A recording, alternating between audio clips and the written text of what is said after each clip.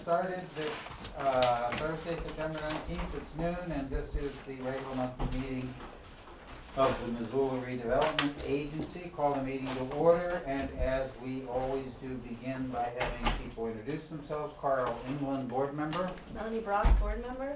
Tasha Jones, board member. Chris Bean, MRI staff. Michael Persky, developer. Todd Gass, MRA staff. Jill Dunn, Emory staff. Ellen Buchanan, staff. Nancy Rosewood. Oh, Madison Donor, Peggy staff. Martin Kidston, Missoula Current.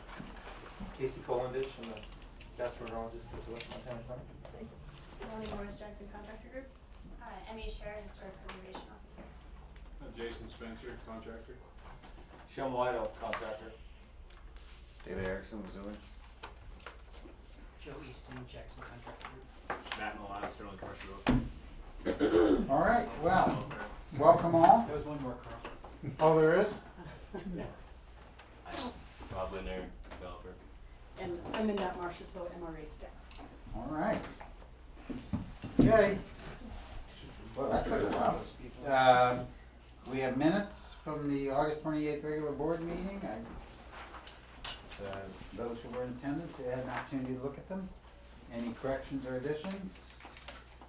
If not, Motion to approve. Second. okay, any discussion? If not, all in favor say aye. Aye. Any opposed? None.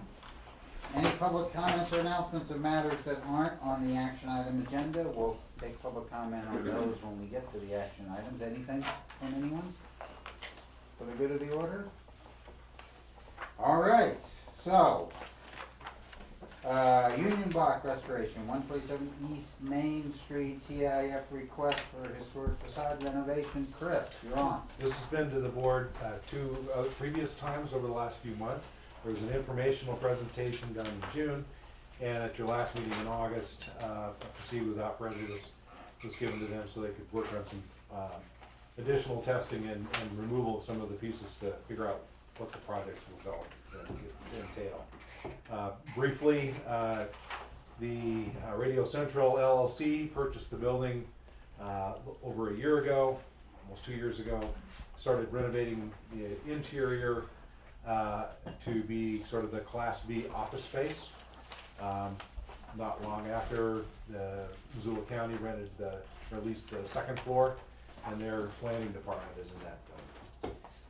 They had, at that time, I'm told by one of their investor partners, figured that they'd spend between a quarter and a half $1 million on office space, and that would be all they would need to do. They quickly found out that the cost of renovating those upper floors would be in the millions, and they started work on a new entrance to the offices in that building at the 127 address. When they were working on the exterior, they found that actually there was another building underneath it. It was built in the late 1800s, finished in 1900. Classic building of in the Victorian style, and had been covered up sometime since then with large metal and ceramic plates. So hidden underneath that is this treasure that nobody even knew was there, and maybe one of the last hidden big treasures in the downtown, my opinion anyway. It looks like, from all the testing that's been done, that the facade is recoverable. Indeed, some of the windows, pictures, were actually buried, made smaller and buried in between the new inside and new outside walls back in the 30s. So you can see that from here you can see that the facade appears to be still there. I think actually one of the coolest pictures is, sorry about the blurriness, but something that was brought up at the last meeting is how intricate the carving was on the granite. That's a kind of cool deal. This is kind of an unusual tax increment project, tax increment request, in that large-scale facade improvement has been done in the downtown area with TIF money, but it's not as common as some of the other ones that we're just trying to make changes to an area. This is actually recovering. The two that come to mind, the two that exist out there actually, are the pharmacy building at the Merck and the Wilma building. So what I did in the memo was to try to go through the standard analysis in terms of job creation and tax increase and so on.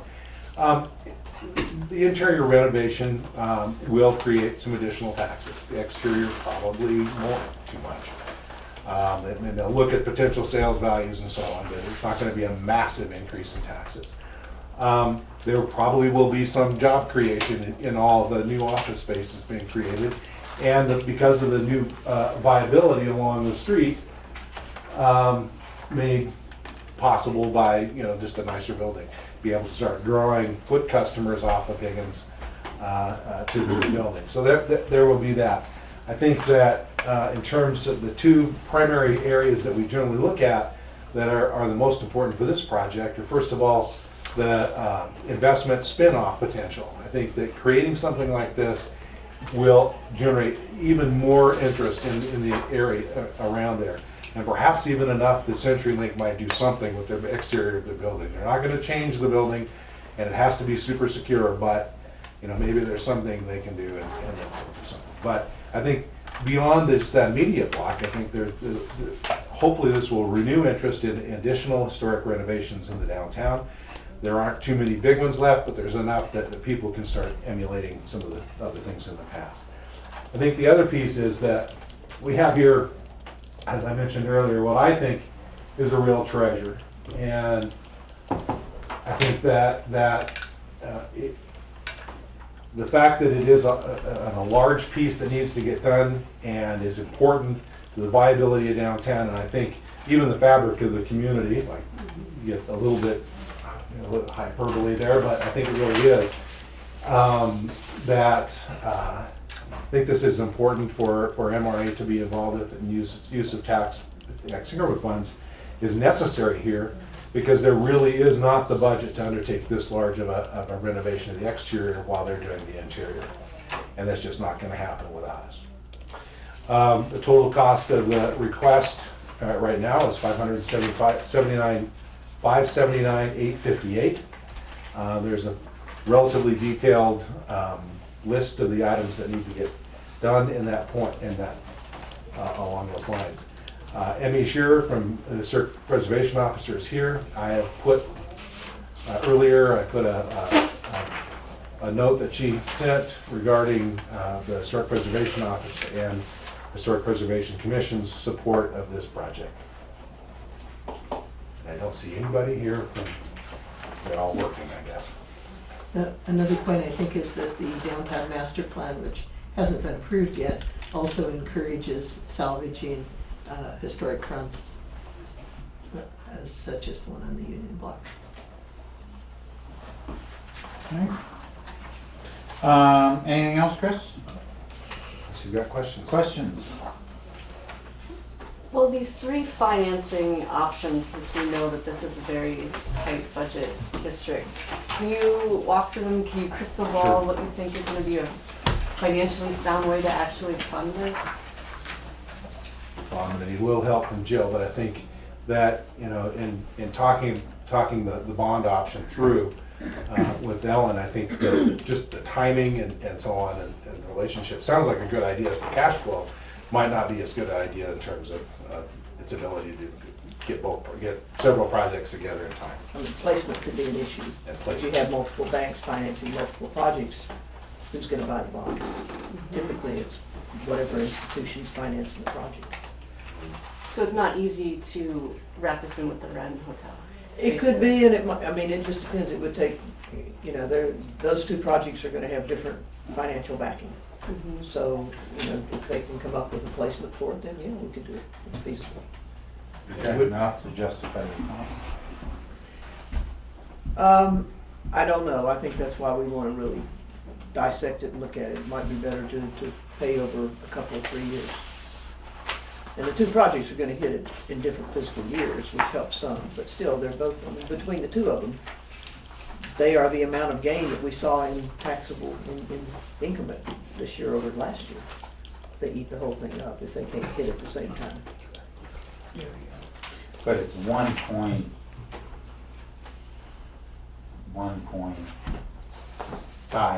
is the total.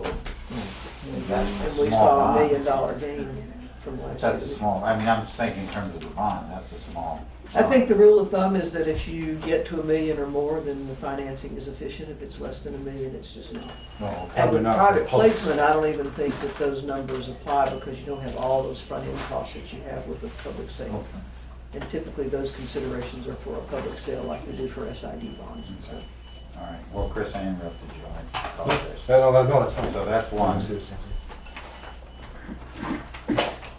But I mean, The other two, I think, you know, if we're, looks like we're able to just do it in one shot, that would be better, because you don't have financing costs, don't have obligations going into another year that we might have other projects that might come in, we want to use it.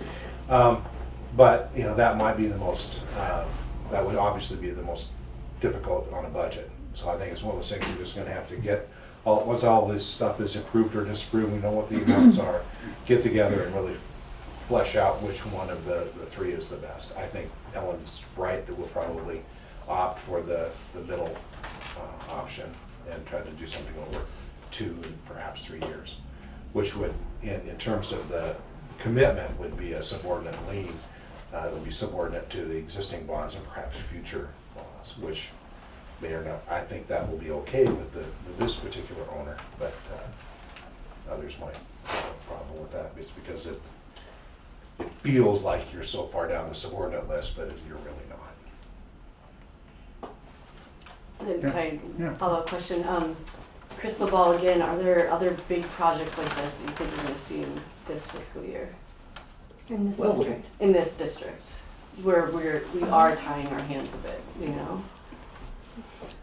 Not that I'm aware of, but that, we hope so, is the right answer. That is the right, But, I mean, with both the Wren Hotel and with the Union Block, we have applicants who understand the constraints on the district and have said, we're fine with a multi-year reimbursement if the project's approved.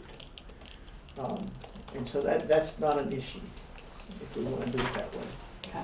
I mean, we're still gonna owe library money for the next 3 years, and we did pay Dragon Hollow, and got that taken care of out of this year's revenues. I may have misheard you, but you said this is the amount of the request right now. Are you anticipating that there would be additional requests? When I said those two words, I wish I could pull them back in my mouth. That is the request. Okay. And so this is the request, and this includes a 30% contingency buffer to the extent some of these estimates are greater than anticipated, is that right? Right, and the 30% contingency is only on the north side facade, so just the part that we really can't see Okay. anything. But the project, the pledge would be no greater than what the request is regardless of what the project costs? No, we hope not. I mean, we can't see it, so this is everybody's, what we feel is the worst case scenario with the contingency, yes. So, And actually, Chris and I talked about, you know, we've both been involved in projects like this, and you really don't know what you're into Yeah. until you're into it. And how do you prepare for that eventuality when you get up to the 3rd floor and you have an uh-oh, or you find something that was totally unexpected? And I think between us, we decided that a hefty contingency was probably better than saying to the board, well, they may be back because they don't know what they're gonna find. it's But at the possible. end of the day, we want that facade restored to the extent that it can be. So the possibility of coming back even in light of the contingency is there? It could be, I think the contingency and your action sends them a message that this is what they're gonna get. And payment is based on submitted invoices. Correct. So, just to the mundane, how does this work? We're pledging this amount. You're still gonna have to come back with a decision on how we're gonna pay for it in the development agreement? Okay. And an easement. Oh, and the terms of the easement. You'd come back for approval here? Of the payment methodology. Okay. And If you want us to, or you can just tell us to go figure out what makes the most sense, that's up to you guys. well, it seems like we have to approve that. Yes. We can't be giving you blanket authority to, no offense, but No. $500,000, $580,000. I just thought I'd throw it out. Between the two memos, between the two memos. Nice try. I actually have that in there that you approve we come back for a future approval and then took it out and said we'd come back with a report. I don't have a problem at all with that we come back with the approval of the final financing. So, and a development agreement? Or because, right, we're That gonna. would be the development basis of the agreement. development agreement, yeah. Okay. The most important part of that would be the methodology. I mean, the outstanding decision within the development agreement would be the methodology of how it would be paid. Well, and I think the terms of the easement. Right now, the developer's attorney is, Bill Van Cannigan's looking at that. Okay. And Does the Wilma model fit, or? that's what he's looking off of, you know. 'Cause I think that model came from kind of several different examples from around the country. And I tried to distill that way down as far as I could so that we had a relatively readable document. Have we learned anything in the Wilma process to where we need to? I think we're pretty Look good at shape that. there. But absolutely smooth silk. Okay. And does the city hold the easement? Does the city preservation office hold the easement? Who holds the City of Missoula, And it's enforced by the city? the city, yeah. Yeah. On the easement, then, how is maintenance of the easement addressed? Or how is it addressed for the pharmacy building at the Mercury? Right, the Wilma would be the one at the Merck is based on the Wilma also, it's the same model, so. And basically, it's that ongoing maintenance is the responsibility of the grantor.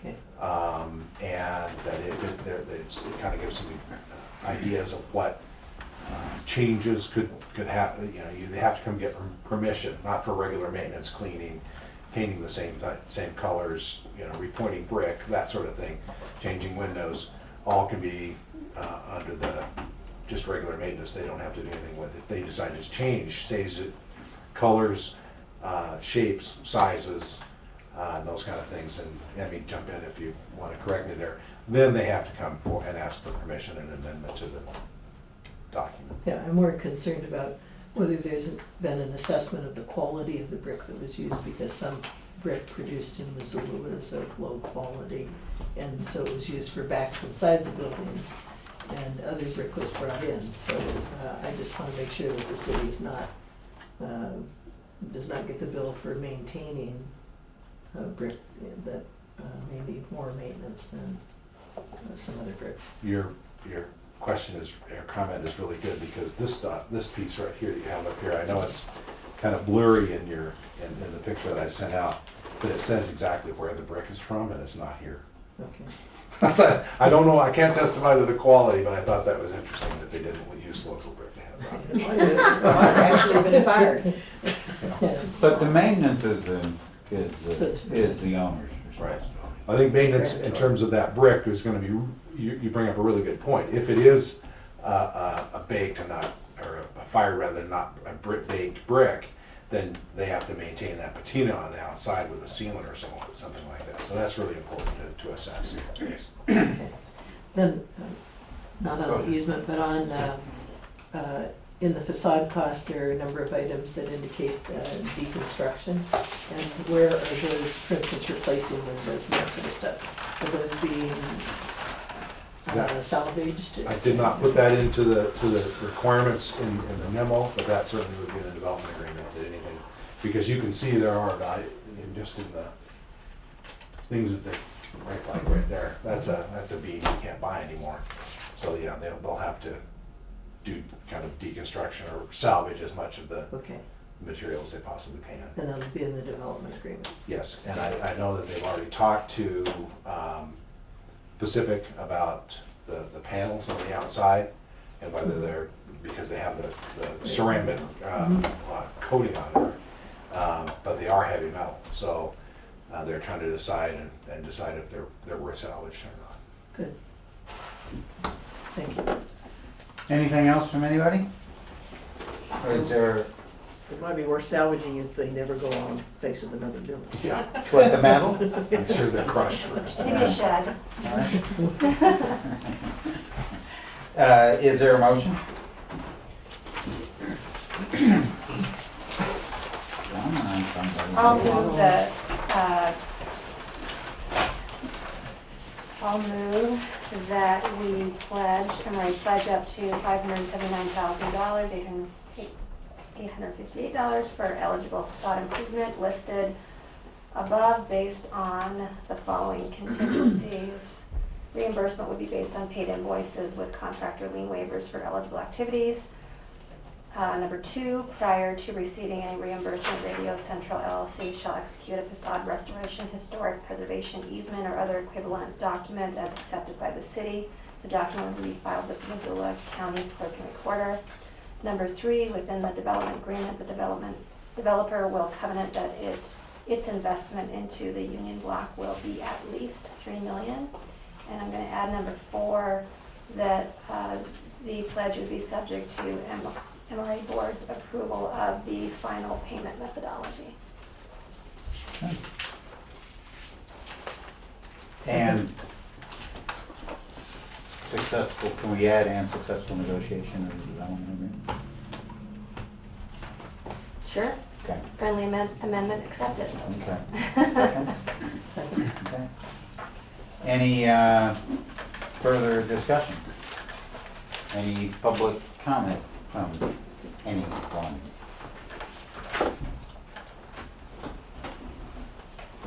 Are you soliciting public comment?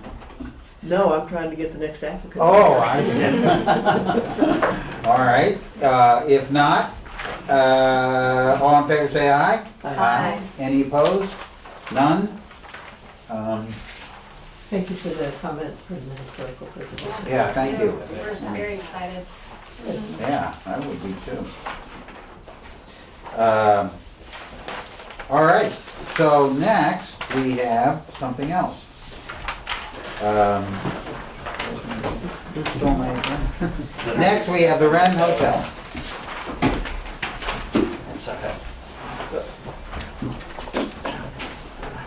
Yeah, crowded group here, I apologize. Ellen, the Wren Hotel. Sure. So it's interesting to have these two projects back to back because they're kind of opposite ends of a similar spectrum. The Wren Hotel is on the, do I have the mouse? Yes.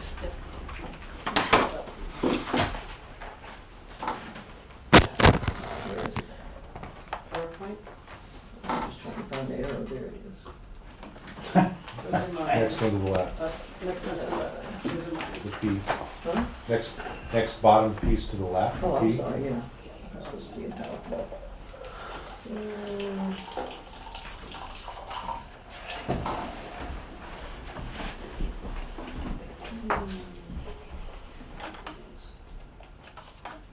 Okay, so the project is located on the corner of Patty and Main Street. It was the old Executive Inn, or Executive Motor Court, I think most recently it was a Days Inn. It's been a motel for over 50 years. Prior to that, looking at the Sanborn maps, it was like every other corner in downtown Missoula, I think, was designated as gasoline and oil, which is code for a gas station probably.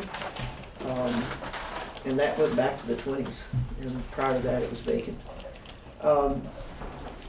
This is a really interesting adaptive reuse project using the existing building.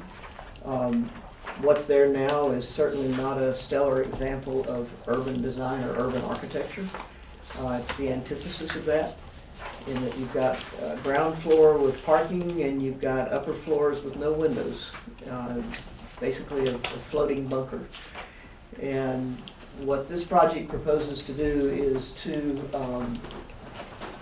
actually go in and deconstruct the interior to the degree that is necessary to create a new, more current motel, or hotel, I'm sorry. Repurpose the courtyard underneath or the parking lot underneath to house commercial enterprises, and I think Brian, the applicant, has some tenants already lined up and committed to that space. So you'll have glass on both the Main Street and the Patty Street facades. A greatly improved sidewalk area with the curb extension.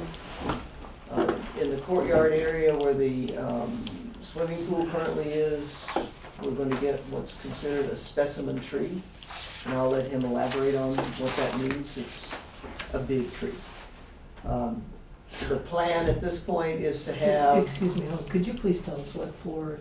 it You're is looking we're at ground, but it's a site plan, it's a landscape And plan. what was the previous one? It's a site plan without the landscaping. Okay. And so what this will show you is that, the main reason I wanted to include this is one of the desired features here is a small Airstream type RV, which will house, an ice cream parlor seasonally on the Patty Street sidewalk, which is similar to what they've done with the project in Bozeman called the Lark, which has a taco/ice cream food cart in an older RV in their parking lot in that case. But it really engages the public in the space because people go there who aren't necessarily staying at the hotel. A lot of folks in Bozeman just go there to eat dinner or lunch. And the same thing I think will happen here. Benches, seating, street trees, and once again, the curb extension. One of the things that's exciting about this project and the AC and Conflux, which has already done it with our assistance, is that we're going to get curb extensions on all three of those corners because of those projects. And as I mentioned in the memo, Mountain Line is going to put a bus stop there at the CenturyLink building on the northwest corner. And so that area's got to be torn up. It's torn up right now because of the relocation of some utilities associated with the AC hotel.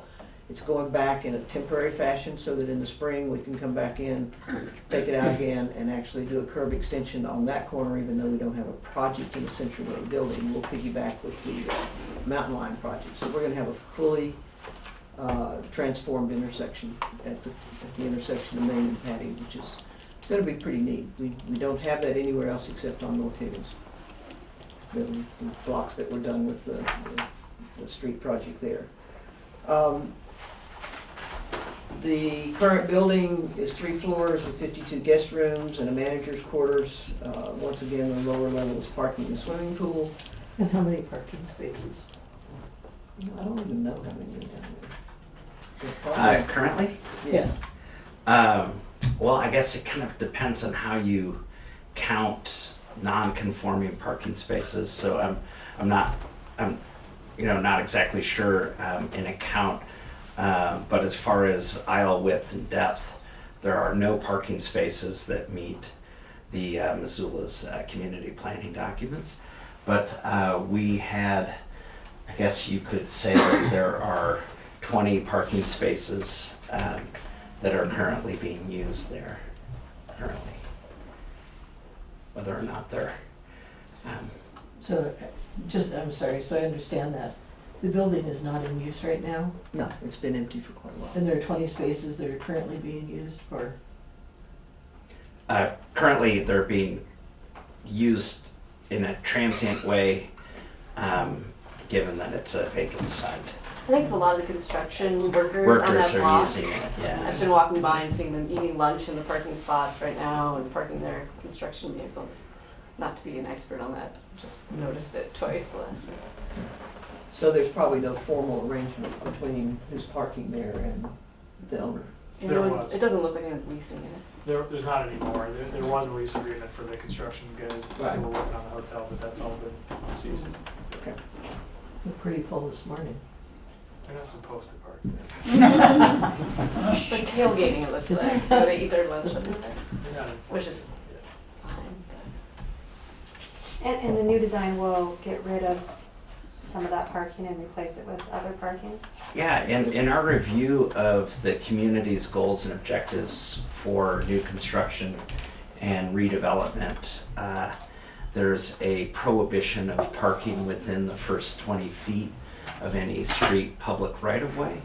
And so in that instance, that removes 85% of all of the, what was parking, so to speak. So in looking at the proposed site plan, and this is fine too, the only spaces that would have otherwise been allowed to exist are where we have parking currently shown. So this is the maximum number of parking spaces allowed under the current community plans regulations. So that's 3? That's 3. Yes. So what the new proposed project will do is actually add a floor, and will increase the total square footage to just over 39,000. As was mentioned, there'll be 3 on-site parking spaces provided on the ground floor. And this plaza with the specimen tree, which will then be kind of surrounded by commercial, retail and commercial development. This has been an interesting project in that it was the first real guinea pig under the Design Excellence Review of an adaptive reuse building. The AC Hotel was the first large project that was reviewed for downtown and for the city, I guess, under the Design Excellence guidelines. And so this corner of downtown Missoula has been kind of the guinea pig for the 2 types of development that might occur and need to be reviewed under the new regulations. I think, given the circumstances, there's a fairly complicated review process. And one of the reasons for that is that the panels that you see on the exterior of that building are actually structural. And so it created limitations as to where you could have openings and how much opening and glazing you could have for the building.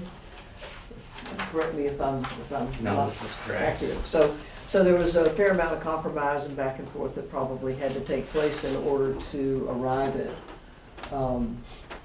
at a solution for this. The project is gonna increase the number of hotel rooms to 53. The total will be 73. I'm sorry, 70. Yeah, there was 73. existing. I was looking for the number in here. And basically, the only eligible costs in this project that would qualify for TIF assistance are much like a lot of the other projects that we're doing downtown. Work in the public right-of-way in the form of curb, gutter, sidewalks, trees, pedestrian stair lighting. The alley is going to have to be reconstructed, and it's going to be done in concrete like the rest of the alleys, or most of the rest of the alleys in downtown. So it's a fairly large line item for that. And then relocation of utility lines, which we see every time a building wants to go up or needs to redevelop in the downtown core, because all of those lines are overhead and there are code requirements, and they just need to go underground. So we've got a request of $587,212.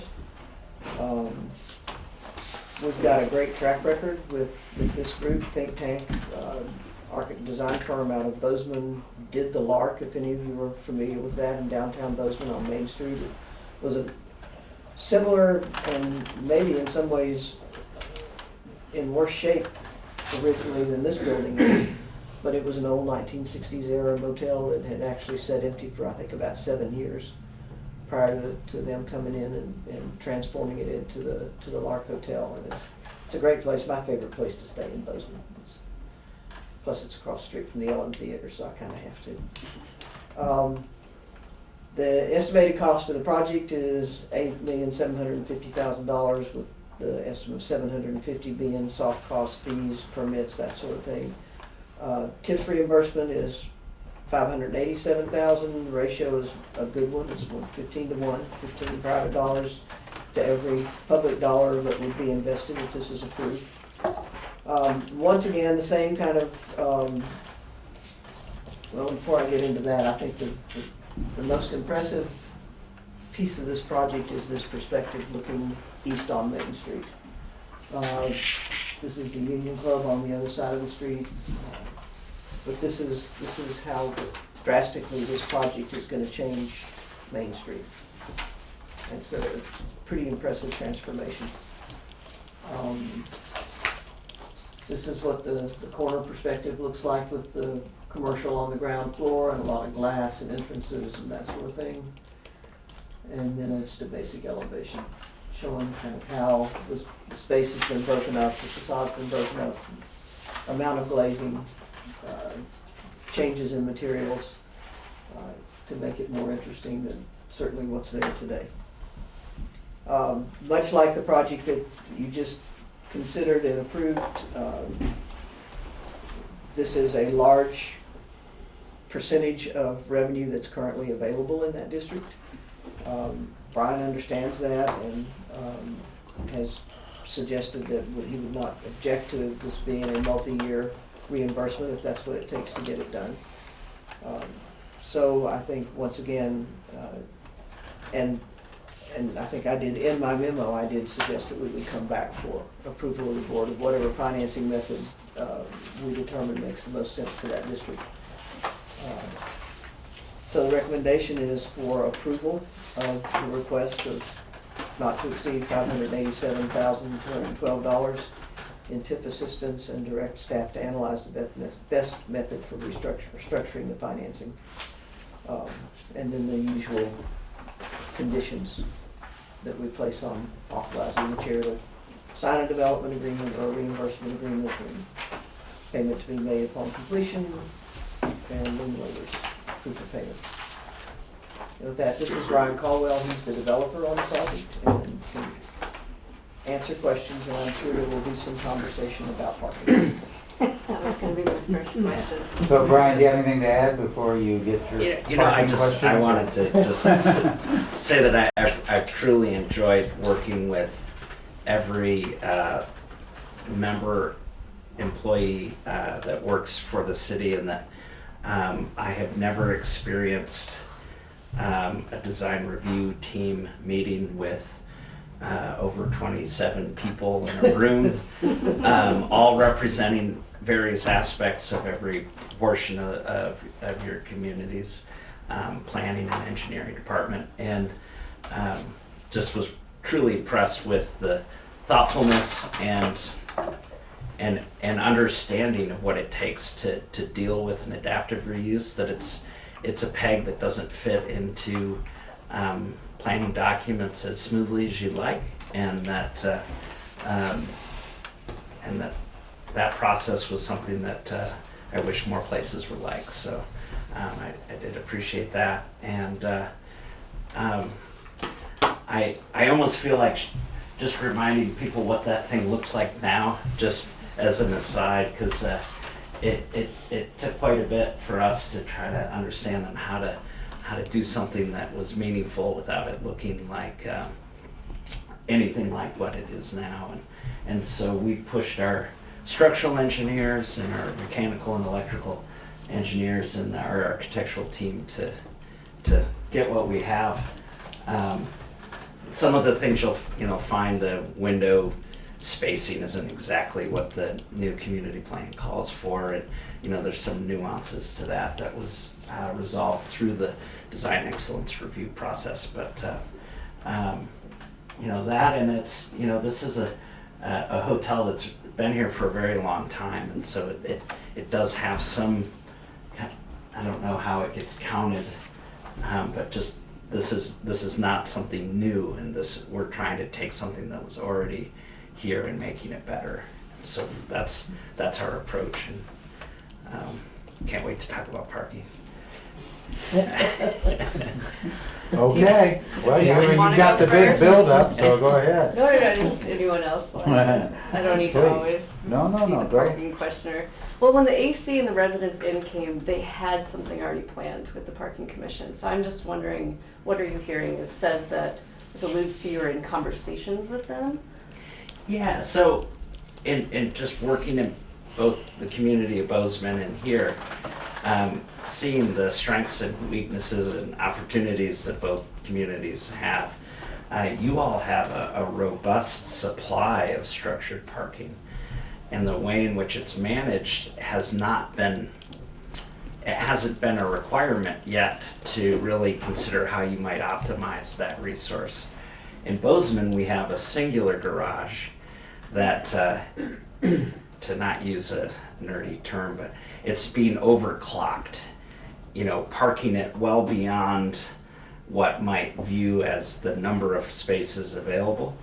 And so I see with Bozeman having a lack of resources, they've been more creative in how they manage the spaces, whereas you all have better foresight in providing supply of parking with collection of fees on the street and treating it all kind of collectively as one solution. So our thought is that as that transition and how spaces are managed, there'll be availability for us to park in the parking garage that is just down the street on Front and Patty. So that is our So Park design. Place. Park Place, yes. And that's what the Merck counts as all their parking spots, right? They have it completely leased? That wasn't leased by FIB building tenants? Well, I mean, they've leased what they could over time. I think they inherited 30 spaces Mhm. by buying the Merck property. That was part of the deal when we purchased from Federated Stores. And I think they've probably leased another 50. But then they also tied up that parking lot on the corner of Broadway and Patty. And they are parking some of their Merck clientele, as I understand it, in that lot. And as I walk through there, I see license tags from all over the place, so. And that was the plan for the AC to that lot, right? AC construction is being staged in that lot right now. The balance is being used for parking. Once the AC is built, and obviously this construction staging goes away, and it all becomes parking until such time as it redevelops into something besides asphalt, which I hope is sooner rather than later, and could very well include structured parking as part of the package, and should. So the parking commission anticipates there being a big opening in Park Place moving forward?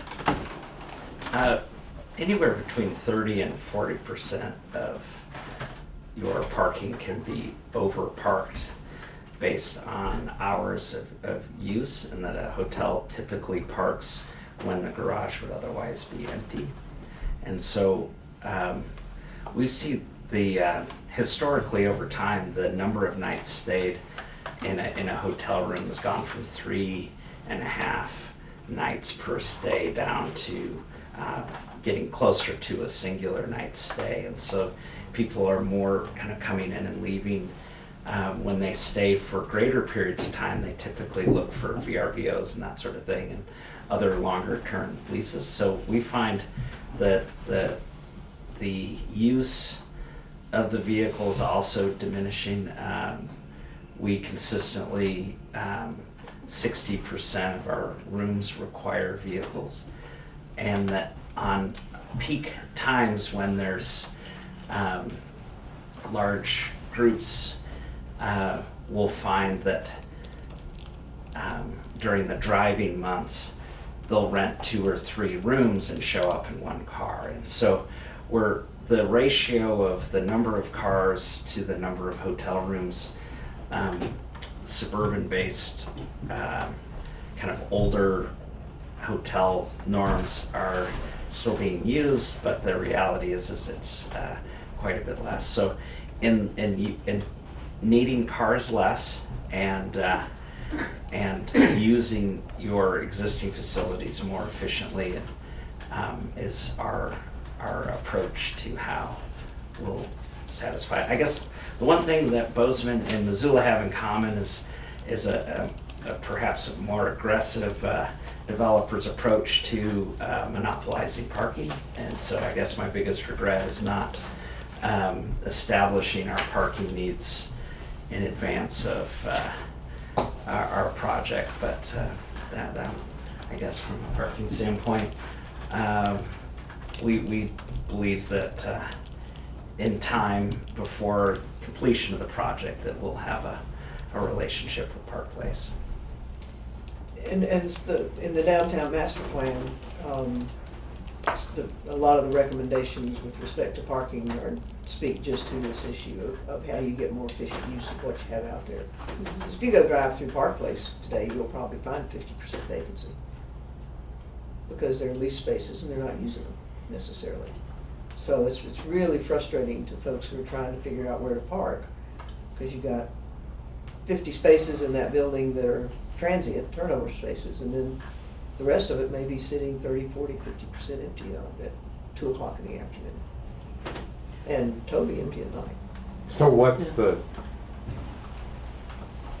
I what's think- the efficient way to, so You people overlease. lease it for a day? You Or overlease. people lease it for a day and then the hotel leases it at night, is that? That's one of the things that needs to be dealt with, is what are the hours that your lease is applicable to?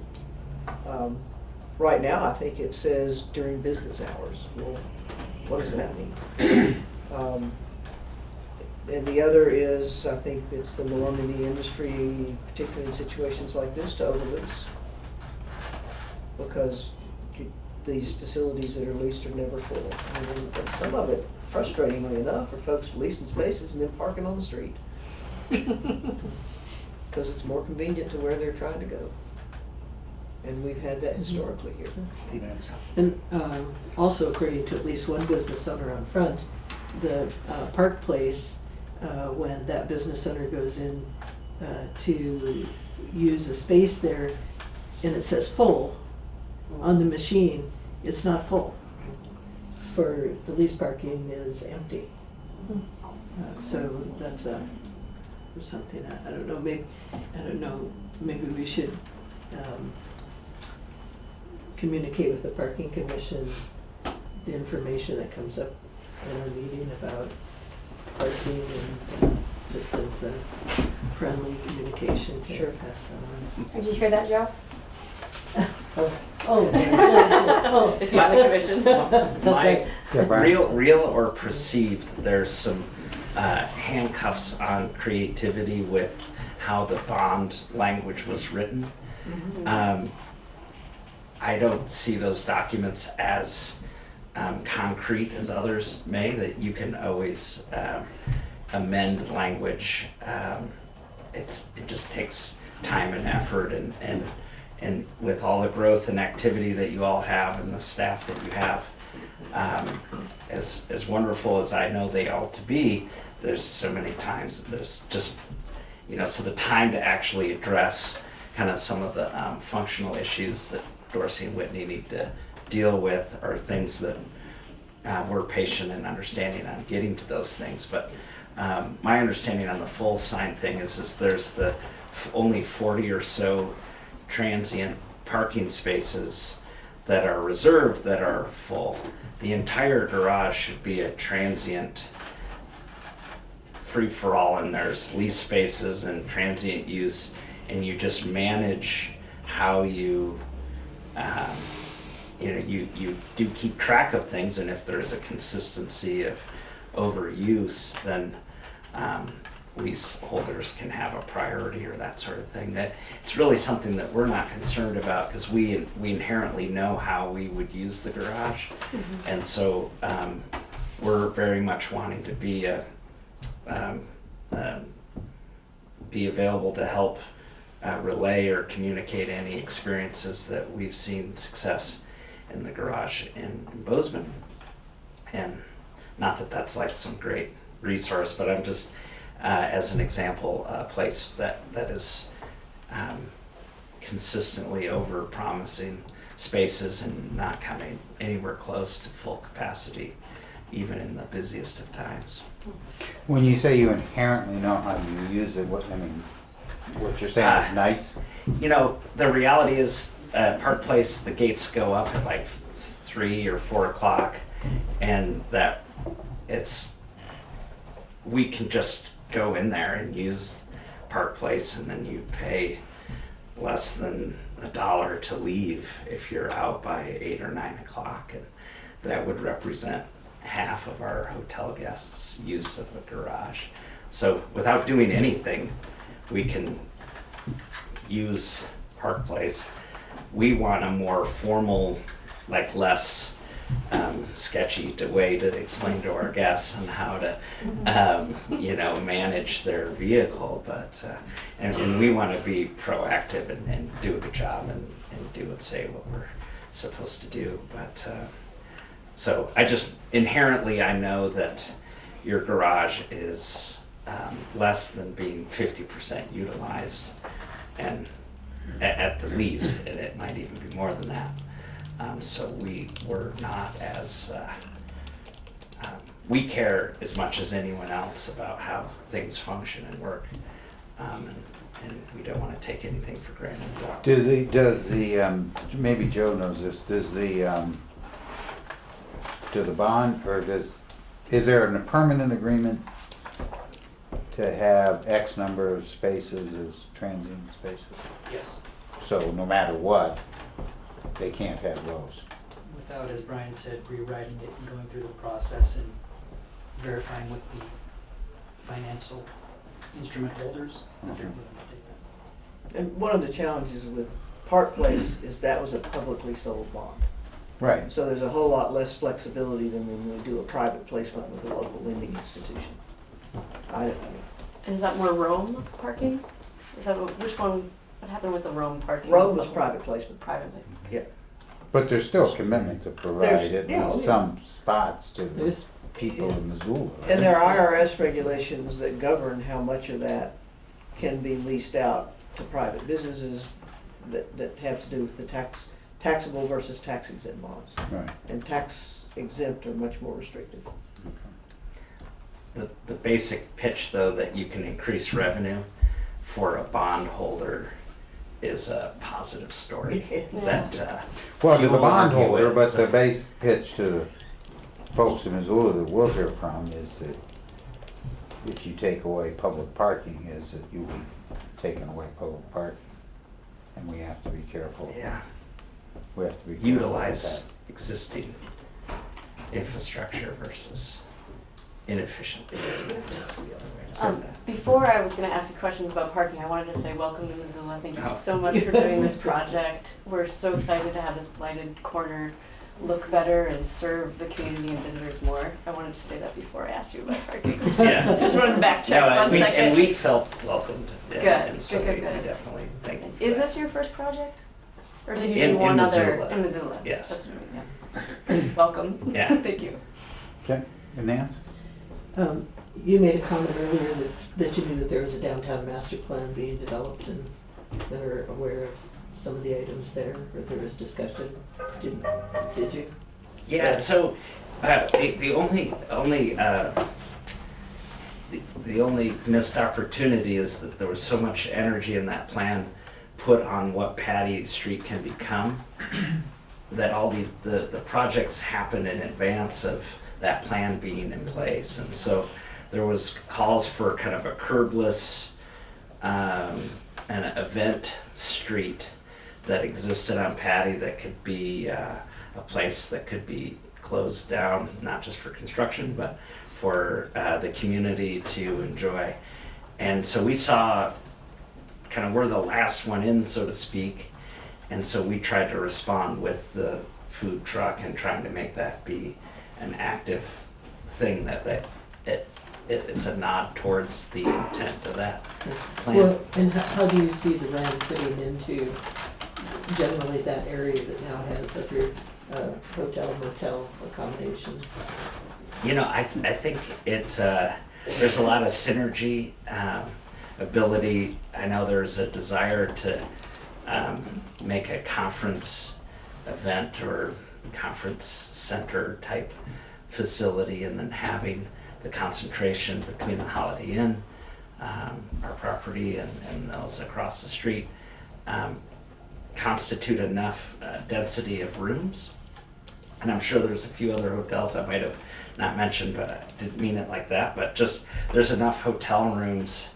I don't know how much more you all might need, to be honest, but I obviously have an opinion that's maybe biased, but But as far as event conferencing goes, you know, that 500 room count seems to be the sweet spot for larger regional conferences, and then from there, a minimum of 200 rooms, and until the Merck Inn and the our property in the AC, there wasn't even even smaller opportunities that exist. So I think it's a positive, and it brings a lot of active shoppers. We find people want to go and buy stuff downtown when they're staying downtown, and so we've seen we've had a net positive gain on the retailers in Bozeman to do the same. Is there anything in this project that encourages recycling in the complex itself? Yeah, you know, we have internally compostable.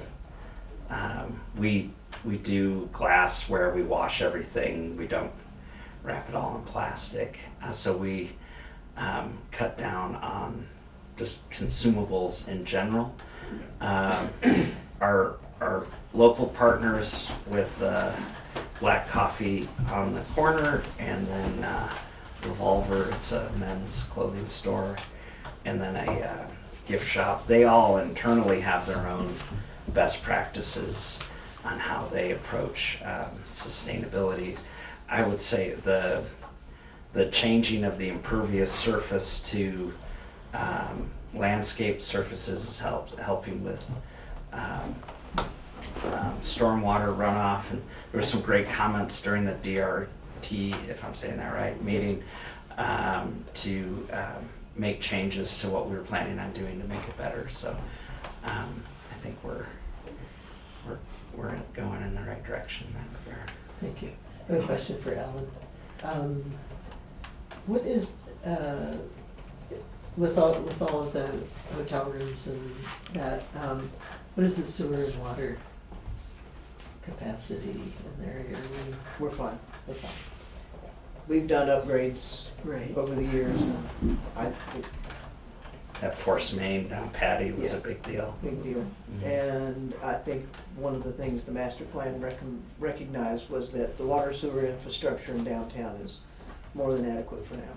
Okay. The other thing that's interesting is that the master plan, if you look at the market analysis that was done, calls for in the short term between 500 and 700 new hotel rooms in downtown, and that the MERP was already in the count of existing when that number was generated. Which, you know, if that's reliable, if that market analysis is reliable, and I think it is, then we're not overbuilding. And then for the deconstruction aspects of this, are you making plans to salvage, have that salvaged? What's the? As far as the salvage items, you know, as far as the what we're removing, not much of it has usefulness, but how it's removed is something that we're looking to. We've seen where you can kind of wood chip the gypsum and use it to amend soil and different things, and so there's things that you can do to remove it from the waste stream. I think where we'll have better success is how we manage the new construction waste stream. But I know that there's, we did apply for funding as part of our request, and that didn't qualify. So we understand that, but it's just understand the slippery slope of everybody's internal renovations being applicable to this board. Okay. Thank you. Thank you. And one other thing on the sustainability standpoint, the most singular beneficial environmental response to anything is the adaptive reuse of a structure. And so there is hands down no other thing that you can do from a sustainability lead perspective that is more beneficial than using what you already have. So in that regard, we're adding life to a structure that has met the end of its usefulness. And by re-upping that structure, the embodied energy in the concrete and steel and other parts of the building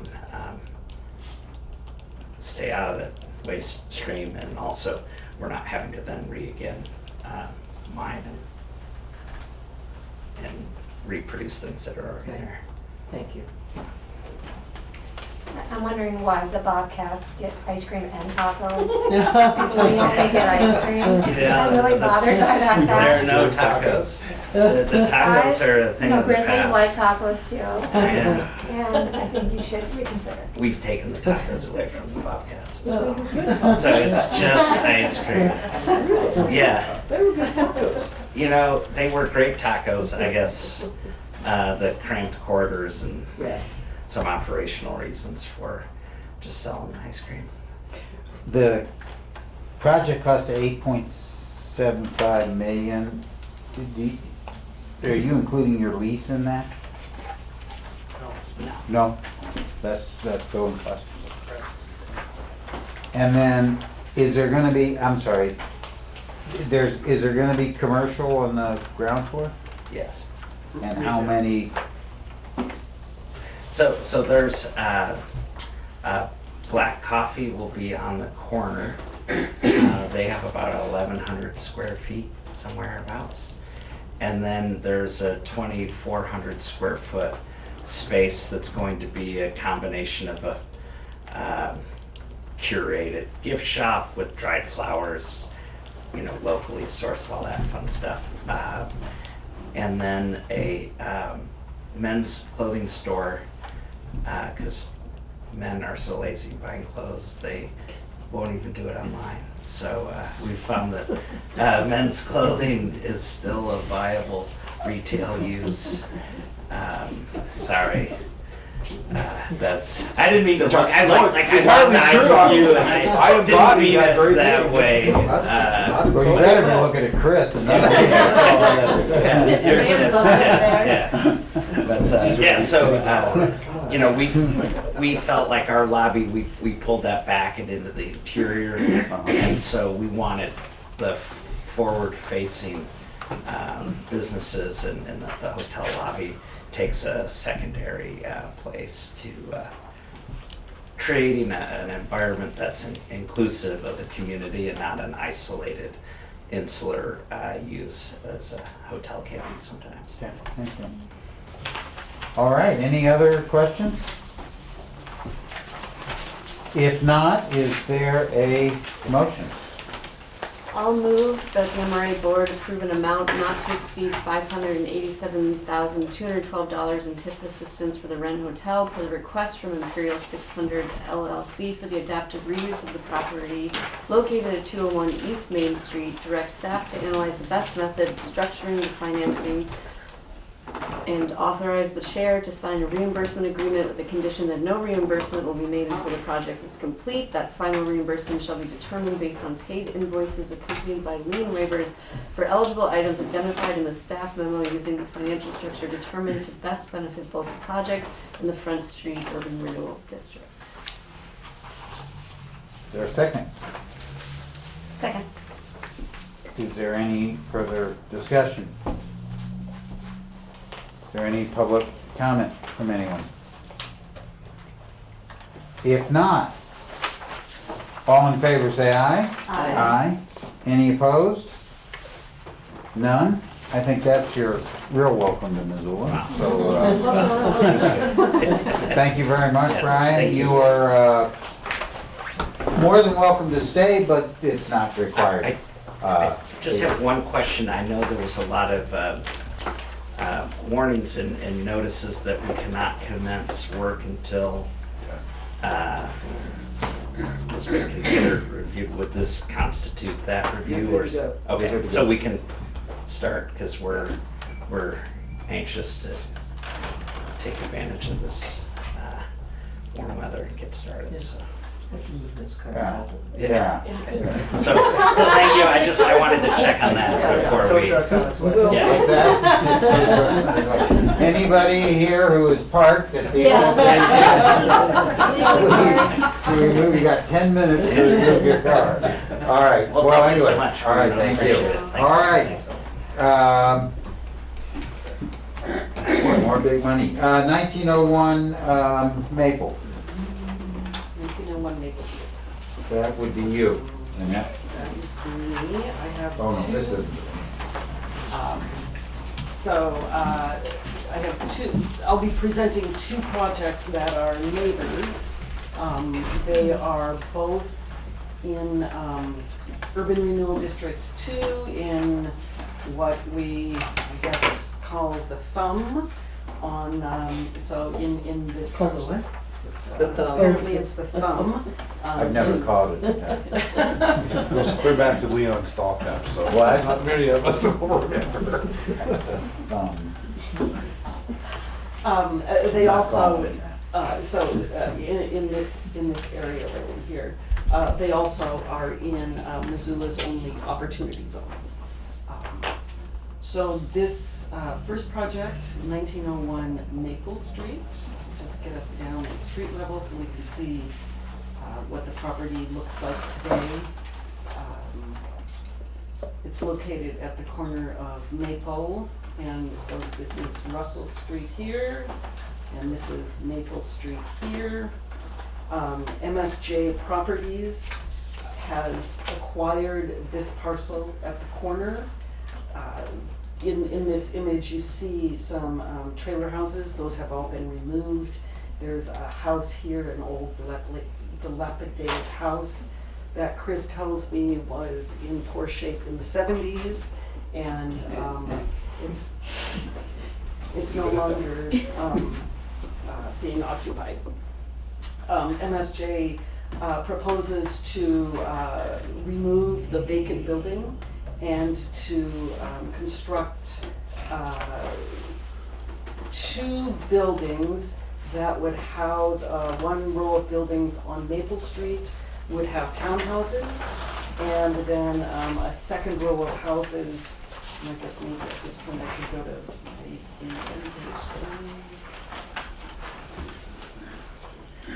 so here's the site.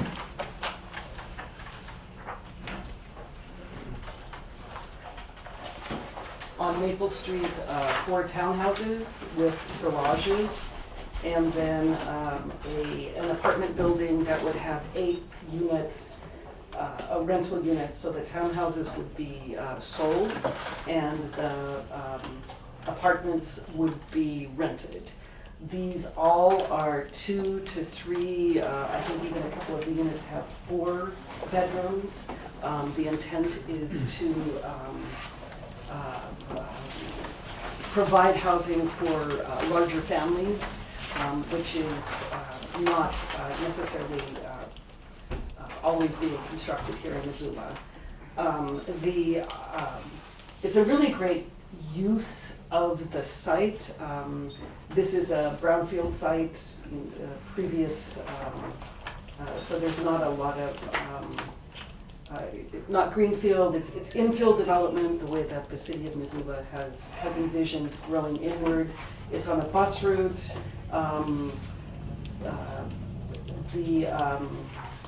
The owner of this property owns the apartment building, Maple Grove? Maplewood, right across the street to Maplewood. the north. To the north of Maple Street, and has owned and managed that apartment building for 15 plus years. Yeah, 18 years. Or 18 years.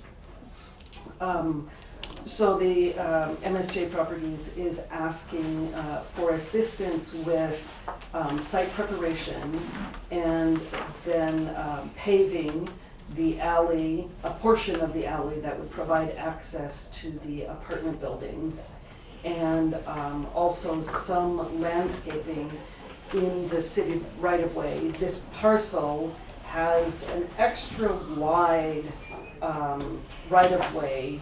I think that there had been potential thought sometime distant in the past perhaps widening Russell and having right-of-way to do that. And that's no longer a plan that's in play, but the right-of-way exists. And so the MSJ Properties has proposed to, with TIF assistance, do some landscaping in the right-of-way, and has agreed to manage and do maintenance in the right-of-way for that landscape. The overall development cost for the project is a little over $2 million. The TIF request is just a little under $70,000.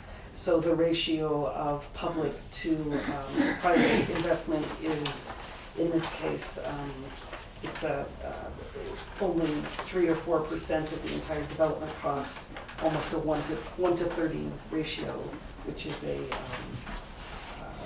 pretty good ratio. And I think with that, I'll just introduce Mike Prisky. He's the owner, and maybe he can explain a little bit further about the project. Yeah, sure. So, so I own the property directly across the street, and I built that about 18 years ago. It's 21 units. I like to take care of myself, or my properties. I have several properties around town. I like to make Missoula better. So anyway, the owner of this parcel, the previous owner, approached me, I think 7 or 8 years ago, and hey, I'm thinking about selling it. Would you be interested? And it just didn't pencil out. At the time, there was, I believe, 7 mobile homes on it, plus this small house. And so the property did sell, and then the next owner kept it the way it was for a couple years. And then they were trying to sell it, and it didn't sell. And so then they removed all of the mobile homes and they boarded up the house. And so for my property, that I think was a huge negative for the people living directly across the street. And unfortunately, I just went over there yesterday, and there's people camping out on the land now and whatever. So I would like to clean it up and make it nice.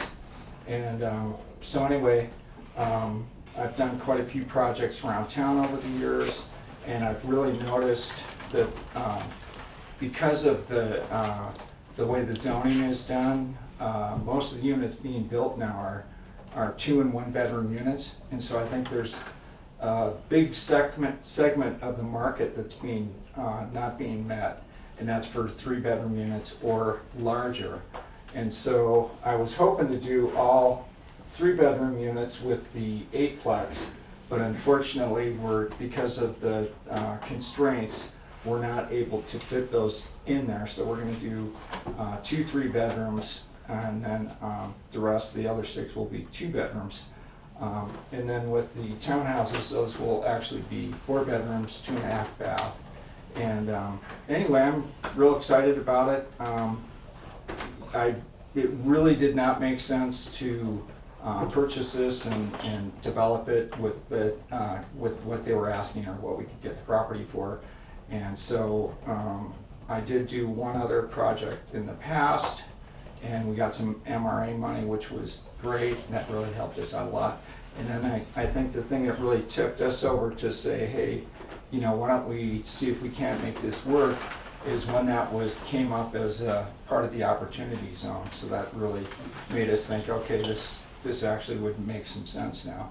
So anyway, the land on the east side there, which you can't see too well, but it's this whole piece right here that's 40 feet wide, 40 by 100, so it's 4,000 square feet. The city owns it, and right now it's just a big weed patch. Actually, the whole lot is right now. But I would really like to, landscape that. And what we would do, there is a slope on the property, so we were thinking about possibly having like a garden area for the people who live there. But because of the slope, I don't think it's going to work, unfortunately. I did put in a garden area in another property that I own, and that's been really, really good for the people that live there. And we would have liked to have done that there, but I just don't think that it's gonna fit, unfortunately, but I would like to landscape it, add some trees, and then also irrigate it and plant grass. And that's part of the landscape plan that we have, which I didn't bring a copy of that in, but unfortunately.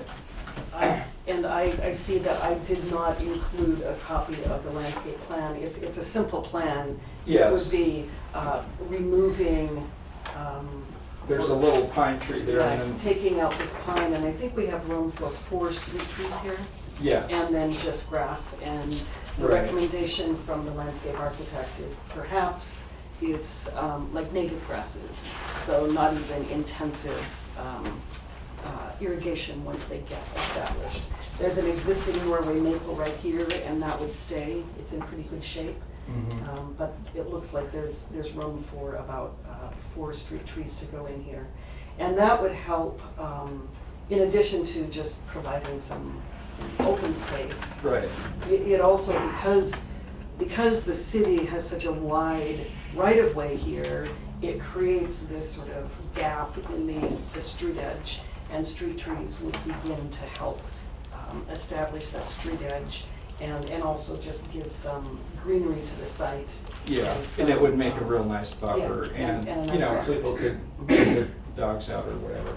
And so what you don't see here, so when you are at Maple Street and you go south, so there is an easement all the way down to the south to widen Russell. But as soon as you get south of our property, this is all developed by parking and, you know, building. There's no buildings in it, but it's not an open space like that. And so as soon as you get across the street, this whole easement goes away too. So that's kind of like a little island. And I did talk to the city about it, and it didn't sound like they were planning to do anything with that. And that's why, you know, I would definitely like to improve it and make it nice, because right now it's a huge weed patch. And so anyway, that's the plan with that.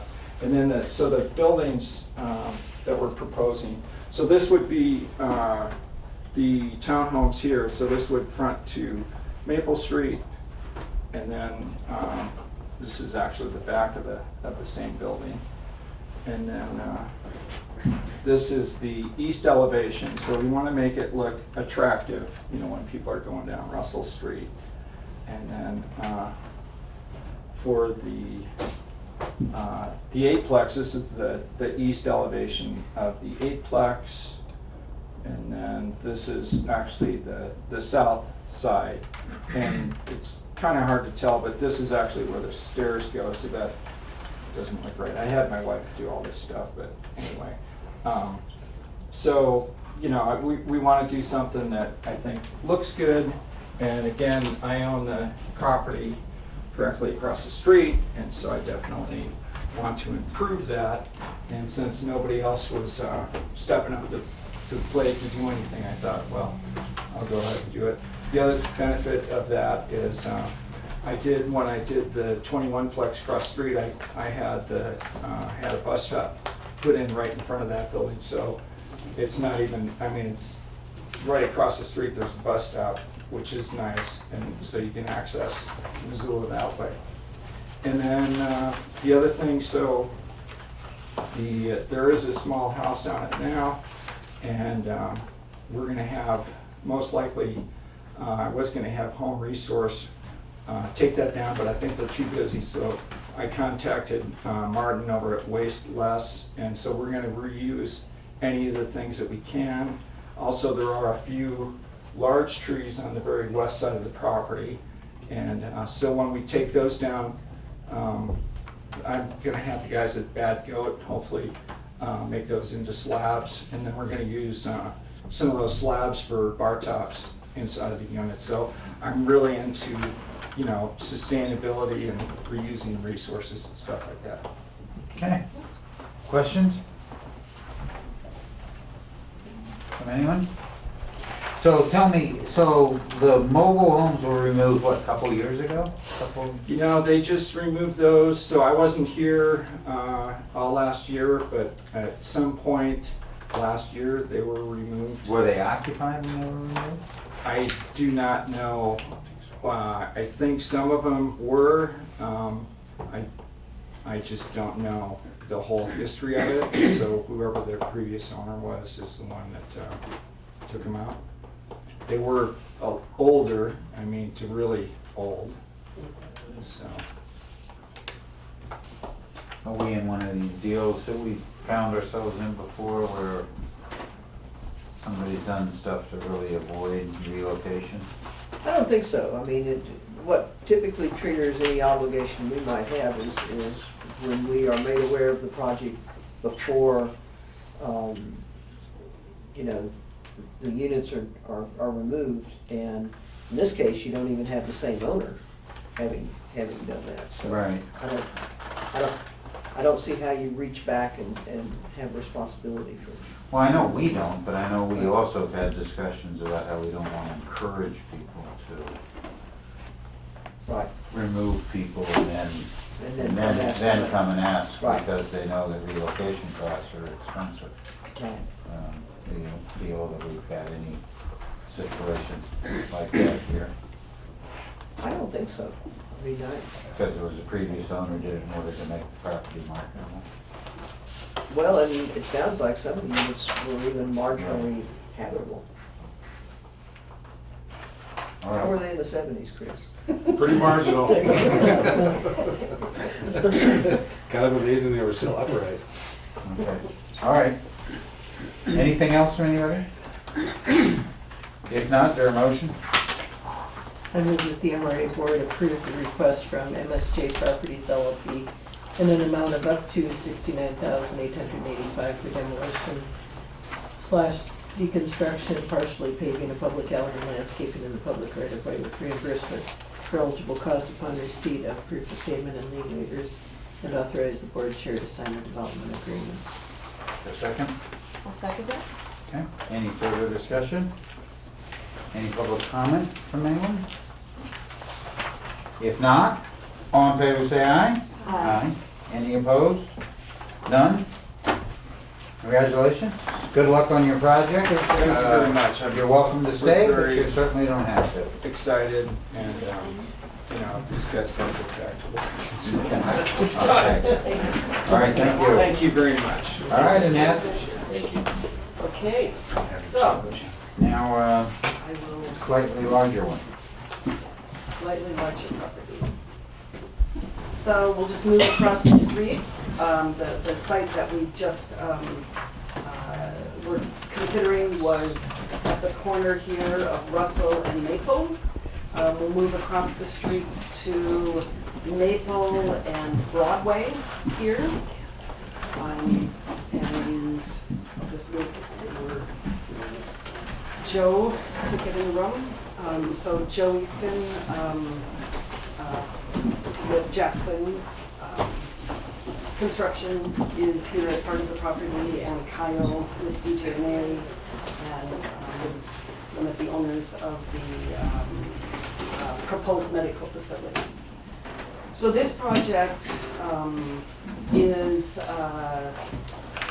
the red boundary here is a 6.7 acre property owned by ESS Property, which is closely affiliated with DJ&A and Broadway Opportunity Fund. And they're closely held entities that have overlapping ownership.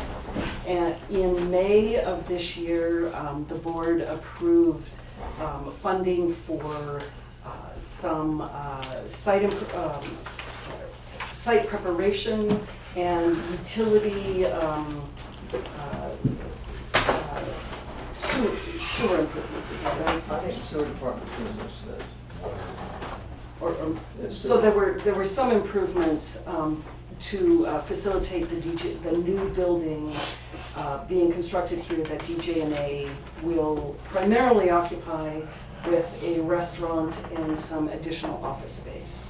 And the improvements were primarily in the right of way. Correct, and the improvements were primarily in the right-of-way, and included right-of-way improvements for sidewalk and landscaping, both on Maple and wrapping around on Broadway. At that, Sorry.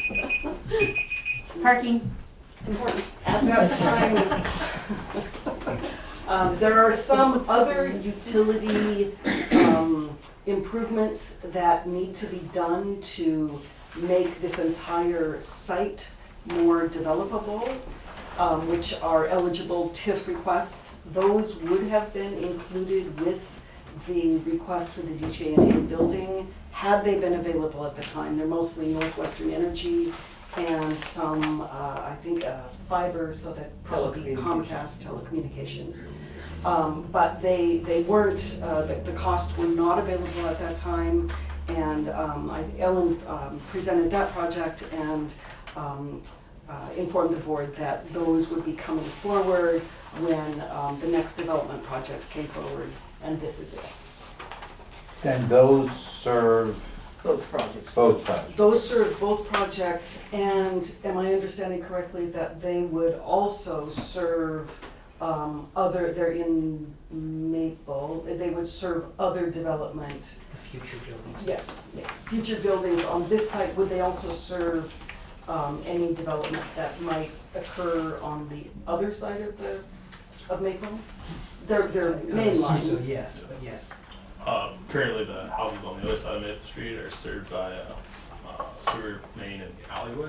Okay, So they wouldn't have to connect to the gravity main in the north, but future development of the car dealership on the corner there would be served by those improvements. and the fiber optic and Northwestern Energy? And that could be available to everybody. Those would be, so those improvements that are, those are, so we say utility mains. In this ask, utilities are electric, fiber optic, and Gas. And gas. And So, those are, excuse me. Oh, yeah, Go ahead. go ahead. So the red area is being served, and then he just said that there's another area across Maple that would be served by these also? The car dealership Corner of there? Maple and Broadway. Those would be the sewer improvements that Okay. and those were addressed, actually, I think initially the sewer request, there had been consideration to ask for MRA assistance, but then I think the city sewer department is pretty much handling that out of their own budget. Is So that right? they're, Okay. if you'll remember, all those buildings up there are on pumps.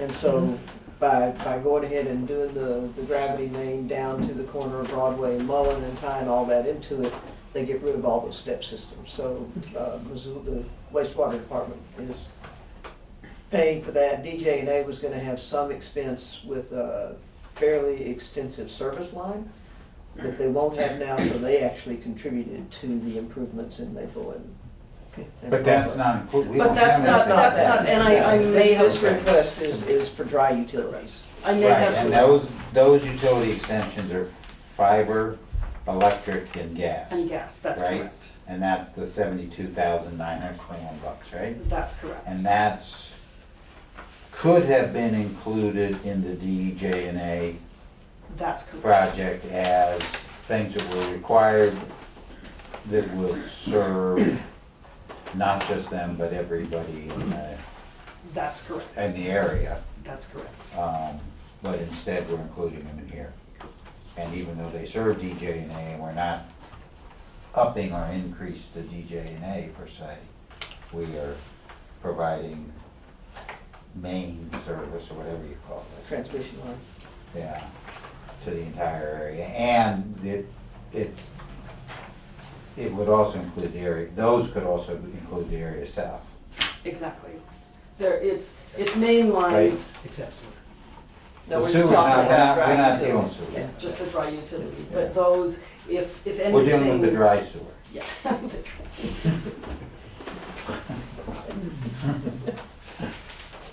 And I specifically mentioned that because it, in doing the analysis of public to private ratios and percentages, it gets really skewed because these electric, or these utilities except for the fact that they were not available earlier, would have been included in the earlier ask. But the numbers weren't available, they're included in this ask, but it's not only benefiting this project. The request for this project is to demolish this existing building, which it's a very large building that had been a car dealership and also a repair facility. It's just plopped right in the middle of the site. You can see that there's a sea of asphalt all the way around it. And then there's a really small building on the corner here that houses Lighthouse Coffee. And because of the placement of both of those buildings, without removing those buildings, it's really difficult to redevelop this site. So the request is to remove both of these buildings, and then ESS Property would sell off this parcel that's in the dashed red to Sentinel Property Medical, who would then build a medical facility on the corner here. And then removing this building would eventually pave the way for ESS to redevelop at least 2 additional parcels up here.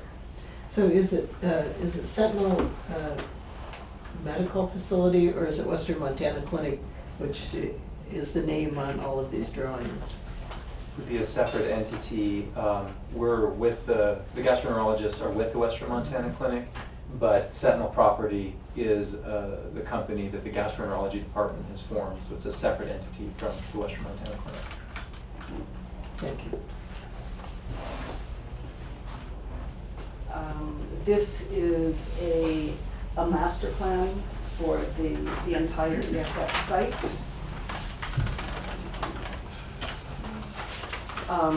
So this dark line is a boundary of the project that we're talking about right now. This would be the ESS new medical offices.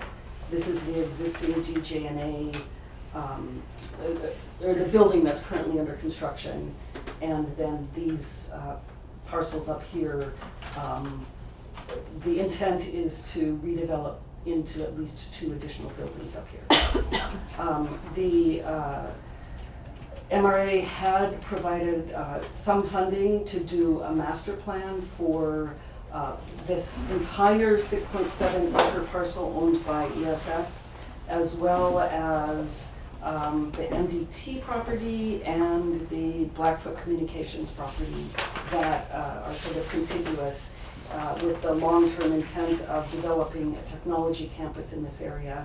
And this greenway through here, in addition to providing pedestrian access, provides the space for whatever utilities, in this case the telecommunications utilities, that would be necessary to develop that technology campus. These are elevations of the building. If I'm interpreting this correctly, this side would be along Broadway, this side would be along Maple Street. Yeah.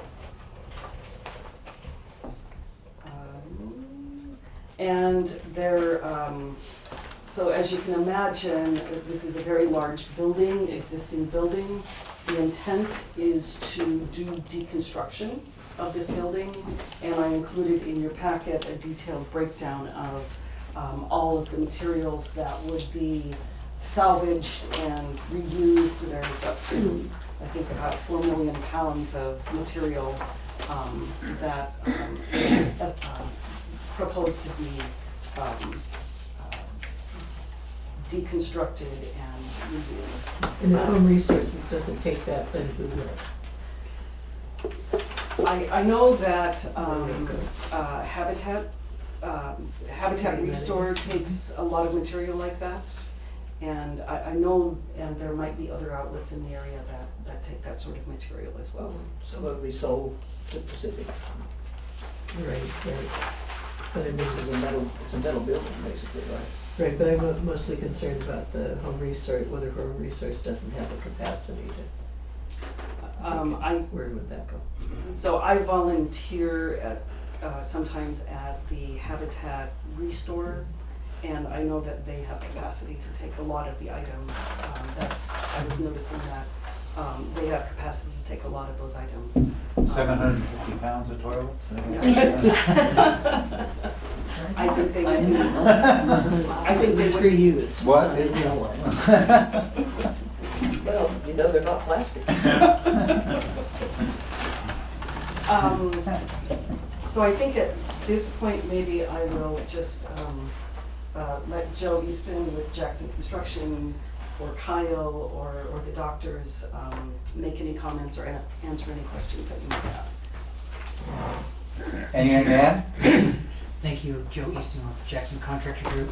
With me today here is the estimator that prepared the costs and did some research on where some salvage material may go, Melanie Morris, and the project manager for the current DJ&A office and for the demolition and deconstruction, Cody Fry, who could answer questions about schedule, process, and arrangement of the physical layout there.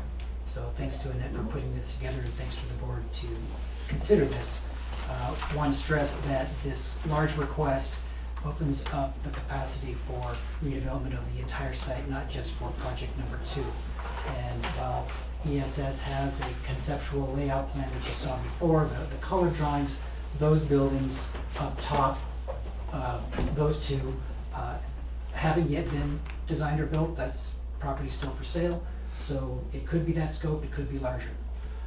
Also here, he introduced himself at the beginning, is Rob Lindner, who has the top right corner under contract, and he could address his initial plans right there. Forgive me, Rob, I don't know if you've closed or not, but that's a different project that would also obviously generate increment. Why this demolition is important is you can see the driveway into the property that accesses all of the parking and provides access for all of the buildings. And while the DJ&A project is a little bit cut off, the existing building limits access and redevelopment of the entire parcel. And as Annette alluded to in her memo, the existing property taxes for that very large building is very small. And in fact, we expect, just by some guerrilla math, to be beyond the existing property taxes just with the DJ&A building and Sentinel Properties building.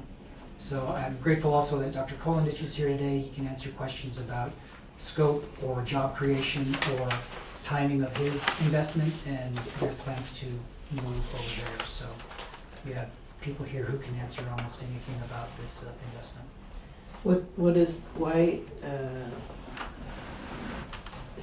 What I'm seeing here for the time of completion is that the contract has not even been entered into on this property? Correct. The buy-sell What's the agreement problem? has the the approval and deconstruction of the building as a contingent to the buy-sell. Obviously, if the existing building is still there, the Sentinel property building can't be built and it doesn't have capacity for parking.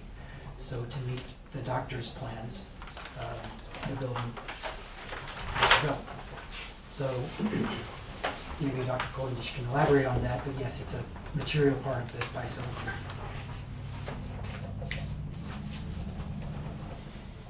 Yeah. And the tenants were given 9 months notice from when? So when are they vacating that building? They have not received 9-month notice, Oh. and so Rob can address that as well. I just saw something on 9 months and. So 9 months is, sorry, Rob. Oh, I was gonna say, that is the requirement for the tenants that are in that building.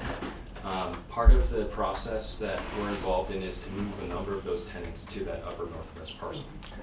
And so forgive me, Rob, but maybe introduce the business that you're. Sure, absolutely. So my wife owns Lua Fitness, and so she is one of the members of the current building as well. We have a number of the other fitness organizations that are part of that building interested in moving to that building in the northwest corner. So we're trying to, with the help of DJ&A, find a way to keep everyone moving into that location. And so, Melanie, the 9-month notice hasn't been given yet, pending Oh, okay. obviously this decision and closing on the doctor's property.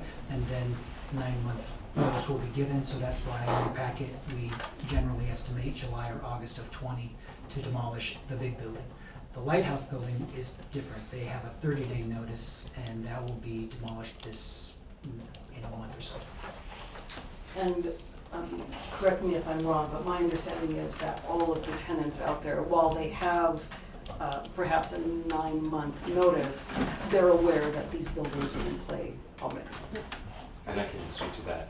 Knowing that this property was for sale a couple years ago, before ESS purchased it, all the tenants have known that this was going to happen at some point, given the cost of acquisition. So do we,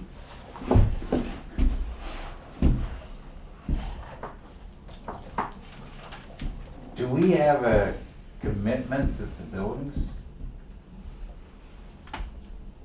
will be built? That the medical facility will be built?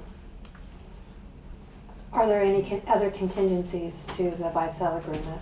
Other We than- have we understand that, yeah, but what about the commitment that the medical building will be built? I mean, I don't want to put words in Annette's mouth, but I would think that the development agreement will be structured in such a way that there's no reimbursement until we have a project built. Until we have a project. Right. Okay. Same as always, it's just we got two different parties here, so thus the concern. Okay. So if Well, I got confused when Joe said that, and I understand his point, that the buy-sell is contingent on getting rid of it. I just didn't want us in a position where we were simply demolishing and not redeveloping. No. We're not. ESS will, or the entity will not be reimbursed until we have a completed project on that property. And the entity is ESS and the property is Sentinel. that Poland's just property. So he's gonna be mad at you if you don't build we have every intention of building the building. I understand. Is that similar to how the Schwab Tires and Dairy Queen was situated? And that development agreement? Right. And I don't want to muddy the waters or anything, but You're going to, aren't you? But you're going to. Then be quiet. Not that I'm suppressing public comment. the property line running east-west goes through that building. So demolition of the building will also be a condition of final plat approval with development services. Property lines can't be, the boundary line readjustment can't happen without the building being demolished. Okay. All right. To make that dotted line, to make the black or the black outline area. Correct, yeah, that east-west property line is essentially the center line of that private roadway going through there. And is that a private, that's your entrance into your parking lots, right? Correct. And on the east side, what is it? Also private but greenway. The right-of-way. Is there a road in there? There's not. Oh, okay. There'll be, The right-of-way access is here and here. Yeah, right here. Oh, okay. Thanks, Joe. This Yes. is totally subjective opinion, but I love how this looks. This is Oh, such thank a you very pretty much. building. So good job on your design. Yeah, we've been very pleased with the architect. It's really gonna They've built a lot of freshen up. these. Yeah, you guys, we're really excited about this project. I don't know if this is a good time for me to kind of explain what our vision is, but we think a project like this will really help the community of Missoula and even beyond that, honestly, Western Montana. We think it's going to improve patient access. In the recent past, in the last few years, wait times for GI endoscopy have been over 6 months. That's unacceptable. We have watched as other communities, including Butte and some of these other places, have had their gastroenterologists retire. And because there's really no one there, a core group of people, there's nobody there to kind of push forward and have vision and recruit. So those communities are not having GI doctors come in and replace them. And so as a function of that, we're getting busier and busier. I routinely have patients coming in from Helena, as far as Salmon, Idaho, down from Polson meet daily. And so our capacity, I mean, we need more space in order to do these things. And opening up a building like this will help. We plan to situate an ambulatory surgery center in this, which will house 3 rooms where we'll be able to do outpatient endoscopy. And then we're also going to have a clinic side where we'll be able to see patients. And so we think having more rooms will open up, the access. Right now, St. Pat's has even had to reallocate an OR just to try and keep up with our space needs, and it's really challenging. We also think a project like this will ultimately decrease costs to consumers/patients. And what I mean by that is, to get an endoscopy done in the hospital is wonderful, but because the hospitals are required to be prepared for the sickest of patients, overhead is obviously high with that. In a surgery center like this, we're going to be targeting for the outpatient endoscopy healthier patients, and thereby we can therefore reduce our overhead, and we will try and contract with insurance companies to ultimately pass that savings on to them, which hopefully should come out to the consumer. And finally, we are also in a position, we have a group of people here who are committed. My family roots go back well over 100 years in Missoula. We have people that are staying, but it has been very, very difficult for us to recruit. And the reason that is because people coming out of training expect to walk into a center, an ambulatory surgery center, something similar to this. And without a tool like this, I think that unless there are other people who have deep roots here and want to live in Missoula because they want to live here, it's going to be really hard to bring them here. And I have numerous examples of that. It's been very, very challenging. So I think a center like this will help us grow GI in Western Montana. It will help us serve the region. It will help us serve the community. And hopefully long after I'm gone from here, we'll continue kind of have our vision is really a digestive center of excellence where the whole region can come for care. Yes. Are solar panels part of this design? Solar panels are not currently part of the design.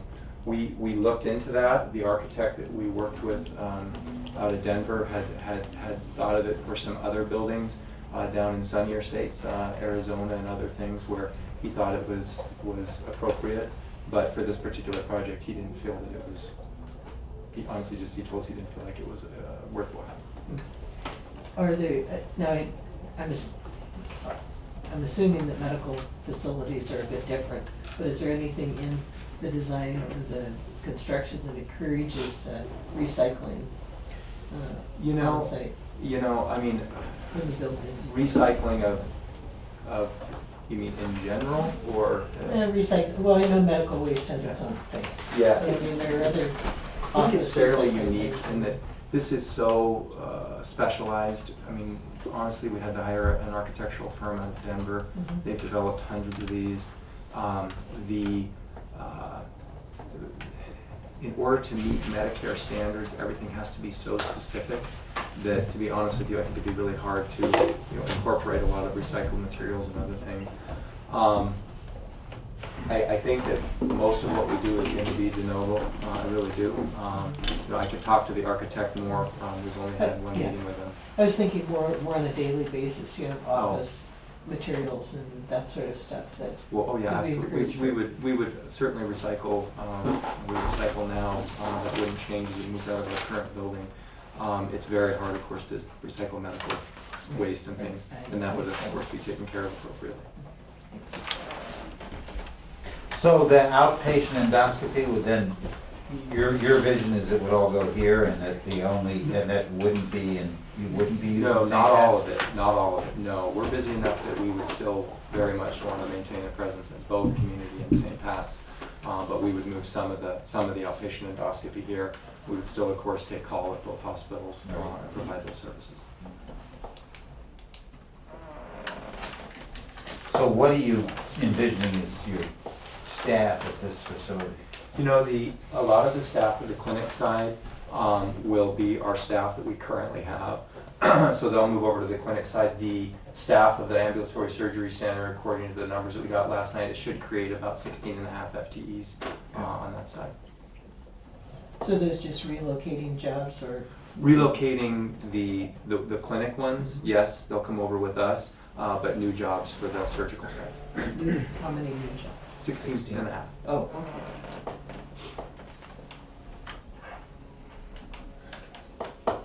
Okay. So Joe, run me through the timeline. We approved today what happened, just run me through in rough terms. Sure.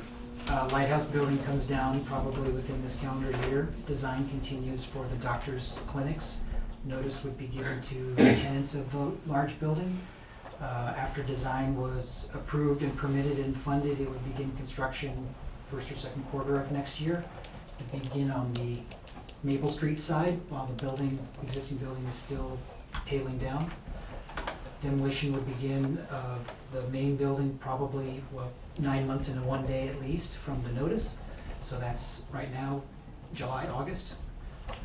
Completing construction of the new building, we estimated, I say, and it confirms, Jackson is building next door and is gonna be the contractor for this work, but we don't yet have the construction contract for the doctor's building. But we generally, in our experience, know that this is a 14-month construction. Okay. So 14 months after it starts in 2020, so second quarter of 21 completion and on the rolls for 21. Okay. 22, sorry, thanks. Thanks. Other questions? Just a comment. Yes. Kind of putting on my urban design geek hat. This is an amazing improvement. Do you think? Well, I mean, just in terms of how we're dealing with the street and creating a street edge and somewhere that people might actually want to be Right. and walk. I mean, and to think that this is happening out on West Broadway is, Yeah. it's amazing. Hate those like that. Such a pretty. I'm sure another one will pop up. Right. It'll be coffee. Again. Well, there, yeah, Doc, will there be coffee? And the other question I had is that this is conceptual, right? I Yes. mean, you're not building these pads or anything No, like that. Matt Malott can address that, but there are lot lines yet to be drawn for the remaining projects. For Rob and his project in the northwest corner, I think that is set, but where the color green is, those have not been set. Market base. All right. I'm looking at this line again, for the Sentinel property, are you planning on continuing the landscaping that's there on Broadway, down to the corner of Broadway and Maple? Yes, that landscaping was part of the previous requests with the DG&A office, Okay. so that will be installed as part of the Okay, DG&A thank you. project. I mean, that project even is building around this driveway, anticipating where it would be, so Good, thanks. we've already taken care of that. And we, DJ&A, the engineer for this project, did work with Brasco, the architect, and this is residing within the new design excellence corridor. And so this site layout and plan meets all those design excellence standards. That's why you see the parking kind of in the interior, the building space, the exterior. It's really a great design. It's all working. It's happening. Yes. Yeah. No, it's- Okay, anything else? If not, is there a motion? I guess before we vote, I just want to say, this is a great project, I think it's awesome. I work at a law firm, my name is Tasha Jones, I work at a law firm. One of my law partners, I think, is somehow involved on one side or the other of all these deals. I'm not personally involved. It is not, I don't believe it's a conflict of any nature pursuant to our policies here at MRA, but I did want to disclose it for the record. And I do intend to vote, but I don't think my vote would be necessary anyway, because we have 3 other voting board members here, so just wanted to state that. Great project though. And I'll move that we approve the request from Engineering Support Services LLC in an amount not to exceed $1,170,610 for demolition, deconstruction, I'm reading the right one, right? Yes. And electric, gas, and fiber utility main extensions with reimbursement for eligible costs available upon receipt of proof of payment and lien waivers, and authorize the board chair to sign the development agreement. Second? I'll second that if you accept an amendment, which is that your motion is subject to closing on the property with Sentinel property by November 17th, 2018. I'll accept that. And I'll second the motion. Okay. Any other discussion? Comments from anyone? If not, all in favor say aye. Aye. Aye. Any opposed? None? Thank you very much. Sorry to keep you waiting today. We had a busy agenda, but This is great. Thank you guys very much.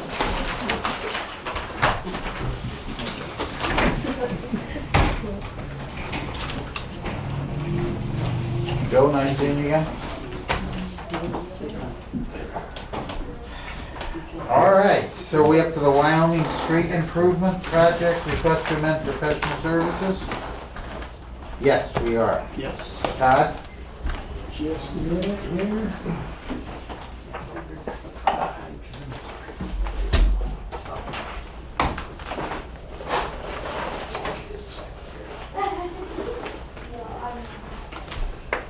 Well, we're gonna move from, I use the word time when we're spending money. Oh. That's great. Chair. We have one correction perhaps to the motion. The buy-sell agreement extended because we weren't in the August meeting. So the closing date that was extended is now December 18th. We just wanted to. Do we need to amend? It could Can be we as late amend? as January 18th, is the way that it was extended. I don't think you need a date in the motion. Well, So- we approved one. But we So put we're it gonna out. need I know, to- but to the extent we make an amendment of the action item, I don't think we should include a date. All right, So just say, Closing. we'll delete the date of closing. do we need to vote on that or anything? Yes, we do. Yeah, so I accept that, if you accept it. I accept it as well. So we have a motion to amend the previously passed motion to eliminate the date. Is that correct? Yeah. And that's been moved and seconded. Who's moving, who's seconding?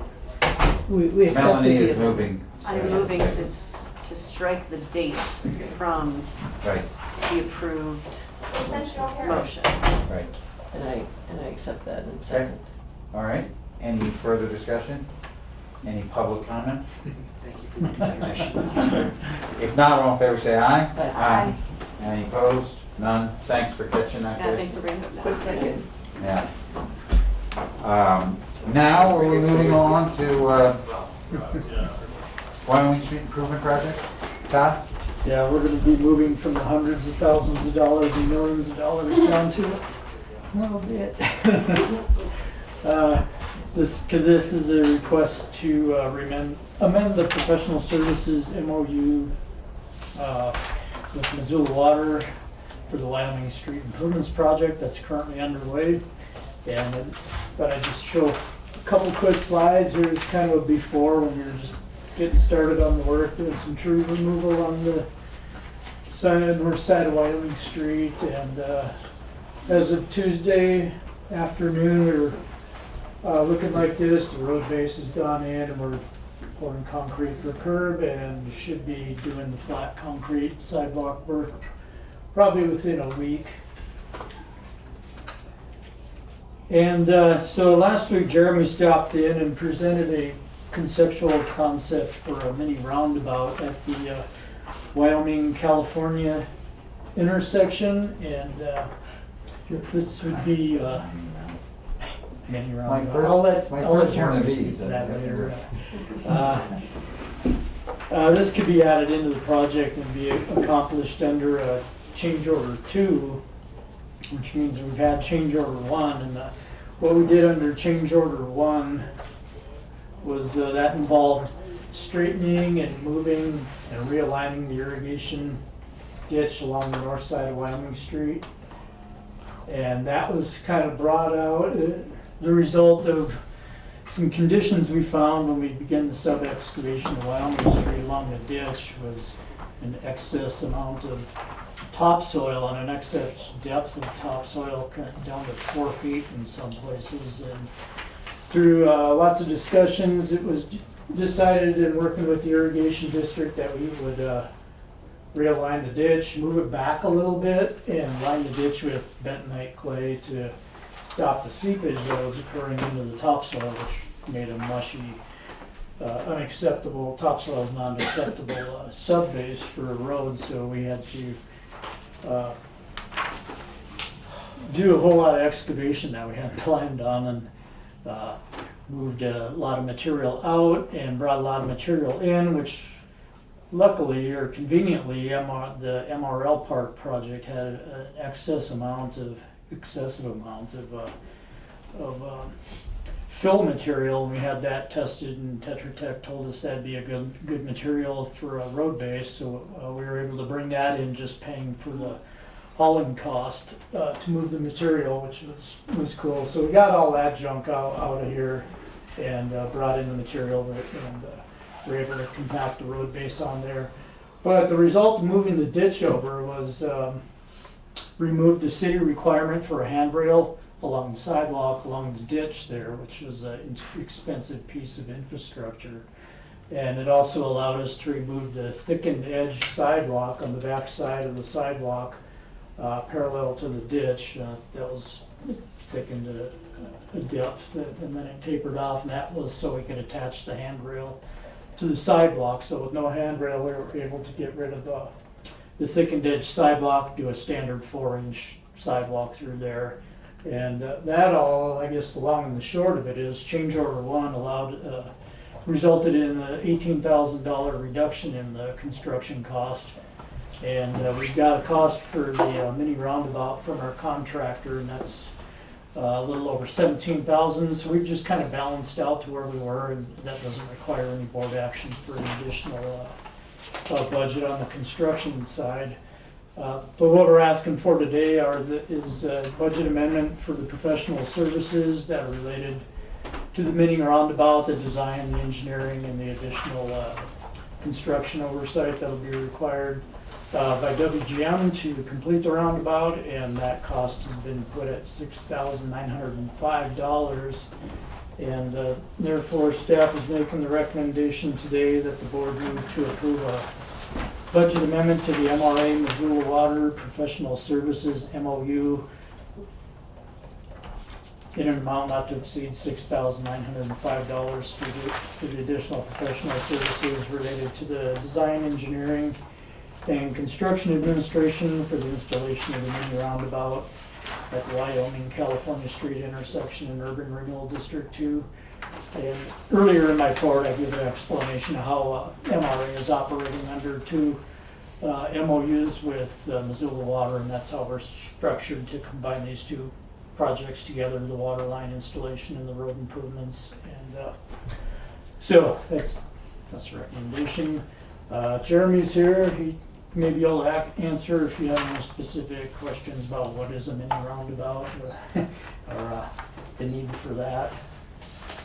Thanks for showing up. If there are any other questions, be happy to provide answers. Anything to add, Jeremy? I'll just say a couple words about why. We've had a number with traffic services. We've had a number of requests for traffic calming and traffic control at that intersection. And also going back to my days with WGM Group, when we looked at the California Street corridor and decided that we were going to make that a neighborhood greenway, which is a street that really tries to balance bicycles and pedestrians and cars. And we thought a lot about how are we going to get across Wyoming? How are we going to bring that neighborhood greenway across Wyoming? And so this idea of a mini roundabout there kind of accomplishes both of those things, calms traffic and also makes crossing a little bit easier. We've done some nice traffic calming at the other end of Wyoming with the Craig Lane project, so this fits in nicely to sort of bookend the 2 ends of the Sawmill District. And this is kind of a unique idea. We're going to try it out. I've been calling it a hybrid mini because we're not doing the raised splitter islands. Those will be paint. And the reason that the cost on this doesn't have another 0 on the end is because we're not going to rebuild all of the curbs on the outside. We're just going to build the center circle. And so the major difference there is that the crosswalk location ends up being closer to the circle. And we're going to keep a close eye on it, make sure that that's still working well, but we think that it's a good kind of adaptive use that we can put in. This may be a good model for other intersections around town where we can do this sort of inexpensively and make some safety and operational improvements, especially where we have four-way stops. Okay. So really appreciate Todd's willingness to work with us, consider this, and Public Works will carry the ball forward, making sure that this is working properly and we don't see any problems. Well, it's a good opportunity. We have our contractors out there. We have a portion of the intersection already torn up, so it's like it's a good time if we're gonna do this, and this is a good opportunity to work it into this project and accomplish the mini roundabout. The other aspect. Hybrid mini roundabout. Hybrid. Hybrid mini. Thank you. The other aspect of this is that Wyoming has become a racetrack. It's terrible through the old sawmill district. I mean, if you go out there and sit at a meeting, it's like, and Ed has asked several times if there's anything that can be done to try to slow that traffic down. There was an accident out there a while back, and the explanation to the police officer from the offending party was that the other car was just going too slow. Okay. Well, I've experienced there that when you do a long detour, then you feel like you're trying to hustle to make up all the time. So I think when the construction's done too, not that I ever speed on Wyoming Street, but when this street's done, it's going to be a showcase street, and I think this will help too. Yes. That also is going to help because you feel like you lost 6 minutes of your life not doing the detour. You know what I mean? Wait Well, till I we think they cross tell the me you intersection enhance for this. crosswalks Yeah. on Wyoming as well, right? These are all going to With help. markings, Yeah, so we're that they're really obvious that you doing got pedestrians. more with markings and higher visibility for those markings and higher durability markings, so. Okay. Any other questions, comments, anything? Anybody? If not, motion? I'll move the board approve a budget amendment to the MIA Missoula Water Professional Services MOU in an amount not to exceed $6,905 for the additional professional services related to design, engineering, and construction administration for the installation of a hybrid mini roundabout at the Wyoming Street, California Street intersection in URD2. Hey, is there a second? Okay, we're gonna be watching our definitions carefully, that it's not just a mini roundabout, it is a hybrid. Carl, who seconded? Sorry. Nancy. Nancy, thanks. Any further discussion? Any public comment? If not, all in favor say aye. Aye. Any opposed? No. Thanks, Jeremy. Thank you. For the idea. I'm sure that was the least exciting project. this time. Thanks for being in I don't know there. about I think everybody else is. Okay, next non-action items, director's report. We have a written director's report. Anything you want to highlight? We're after 2 Yep, o'clock, I'll I'll get answer hold of him questions and we'll made by make Scott. the amendment. Okay. Get the change. And what about the budget reports? Joe, anything? Those are just continuing FY19 as things trickle in. We don't have the mill values yet. So there's nothing on the FY20 that's changed other than what's already been presented to you in that preliminary budget update, so. On the director's report on the downtown master plan update, I don't know if that's gonna be part of our materials for the meeting, but it's available online, and so everyone should take a look at it, because we're gonna be asked to approve it Okay. the Next month, yeah. And the link is, Downtown master plan. Downtown Missoula master downtown plan. master Yeah. plan. If you look at the, even if you go to the newspaper story today, there's a link in the newspaper. Yeah, Very good. it's easy to find. It's easy to find. Okay, anything else from anybody? Bridge version? 200-page abridged version. Okay, that's what I want the link to. That's what it is. Anything else? Committee reports? We've got the report on we've got everything. If not, we're adjourned.